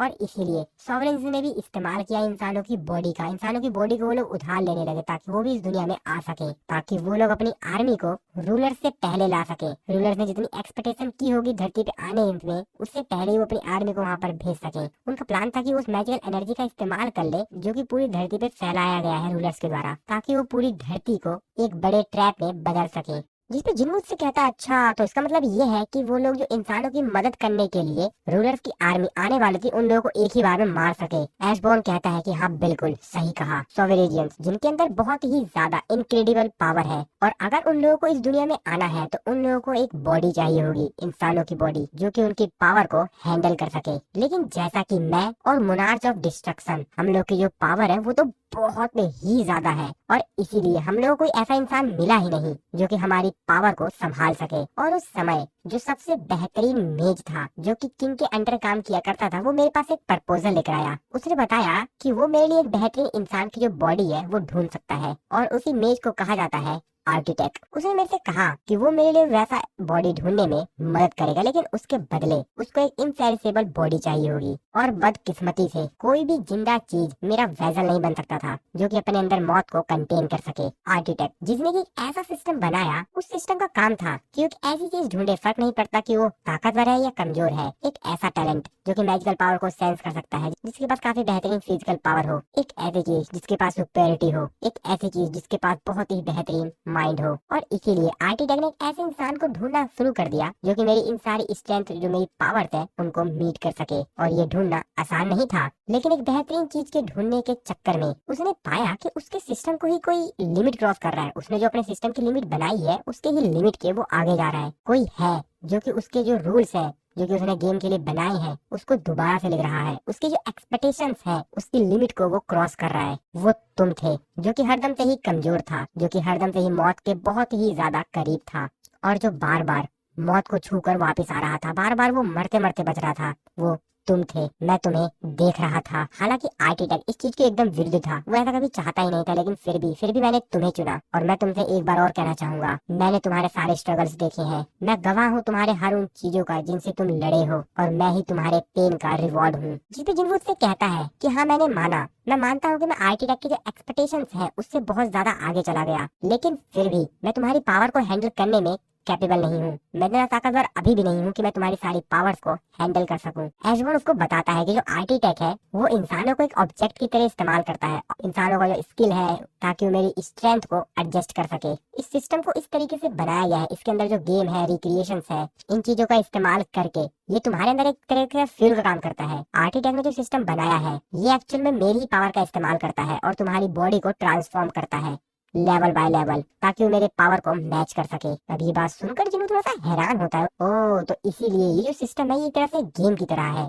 स्पेशली प्लेयर जो कि मैं हूँ। तो इसका मतलब ये है कि एक तरह का ये पूरा सिस्टम है, ये गेम की तरह काम कर रहा है। जैसे जैसे मैं लेवल अप करते जाऊंगा और मेरी स्ट्रेंथ बढ़ती जाएगी, तो मैं तुम्हारे शरीर के बराबर होते जाऊंगा, यानी कि मेरा शरीर तुम्हारी पावर को हैंडल करने में कैपेबल हो जाएगा। लेकिन तुमने आर्किटेक्ट से बेईमानी की, आखिरकार क्यों? तुमने उसे क्यों धोखा दिया? ये बात सुन के एशबोर्न थोड़ा सा चुप हो जाता है, और फिर वो जिन्हों को बताता है, रूलरों का माफ कर देना, राजाओं का विश्वासघात। मैं इस बात पर विचार कर रहा था कि आखिरकार मेरे को किस साइड खड़ा होना चाहिए, और फिर फाइनली मैंने डिसीजन ले लिया। और हाँ, मैंने वही चुना जो मुझे चुनना था। मैंने जो तुम्हारे साथ समय बिताया वो बहुत ही ज्यादा बेहतरीन थे, और शायद इसीलिए मैं तुम्हें खोना नहीं चाहता था। मैं तुम बन जाओगे और तुम मैं। इससे कोई फर्क नहीं पड़ता कि इस बॉडी का कौन ऑनर बनेगा, वो अनजान तो नहीं होगा ना। तो हम लोग तैयार हैं, और इसीलिए मैं तुमको ऑफर दे रहा हूँ। तो चुनो, तुम्हें क्या चुनना है। तुम चाहो तो डेथ के डोमेन में रह सकते हो। तुम अपनी इस इटर्नल ड्रीम को, जो कि तुमने खुद बनाया है, इसको एंजॉय कर सकते हो और आराम कर सकते हो। और अगर ये तुम्हारी चॉइस नहीं है, तो तुमको रियलिटी में एक बार और भेज दिया जाएगा, जहाँ पर तुमको अपने दुश्मनों से फाइट करनी होगी। हाँ, तुम्हारे वही दुश्मन जो कि तुम्हारा इंतजार कर रहे हैं। जिस पे जिन मुझसे कहता है कि तुमने कहा कि तुमने अपना डिसीजन ले लिया है, लेकिन तुम लीडर्स के साथ खड़े नहीं हो, तो फिर तुम मोनाज के साथ दूसरी दुनिया में क्यों भाग गए? जबकि रूलरों से लड़ने की जो तुम्हारी इच्छा थी वो बहुत पहले ही खत्म हो चुकी थी। जिस पे एशबोर्न से कहता है कि ऐसा इसलिए था क्योंकि उस जगह पर मेरे लिए कोई जगह ही नहीं थी। और फिर जिन उसको अपना रिप्लाई देते हुए कहता है कि मेरा जवाब वही रहेगा, ये वो जगह नहीं है जहाँ पे मुझे रहना है। और फिर एशबोर्न मिस्टर गो का रूप ले लेता है, और जिन्हों उनको देखते हुए कहता है कि ये आखिरी बार है जब मैं आपको देख रहा हूँ। और फिर एशबोर्न उससे कहता है, मैं तुम्हें रिटर्न में वो सब कुछ दे रहा हूँ, लेकिन तुम द शैडो मोनार्क, तुम एक बहुत लंबी लाइफ जियोगे, एक इमोर्टल लाइफ। और इस तरह से तो हमारे रास्ते एक दूसरे से मिलने की संभावना बहुत ही ज्यादा कम है। मौत के साथ तुम्हारी जो पावर है वो पूरी हो गई है। वापस जाने का रास्ता जिन्हों उसको बीच में रोकते हुए कहता है कि मैं जानता हूँ। और फिर एशबोर्न उससे कहता है जाते जाते, क्योंकि मैं तुम हूँ, आई एम यू। और फिर एशबोर्न वहाँ से डिसअपियर हो जाता है। जिन्वू, जो कि आखिरी बार इन सब चीजों को महसूस कर रहा था, वो बहुत ही ज्यादा अंदर से खुश था। और फिर इसी के साथ हम लोग को एक आवाज सुनाई देती है, अराइज। और इसी सीन के साथ हमारा ये वाला जो एपिसोड है वो खत्म हो जाता है। I hope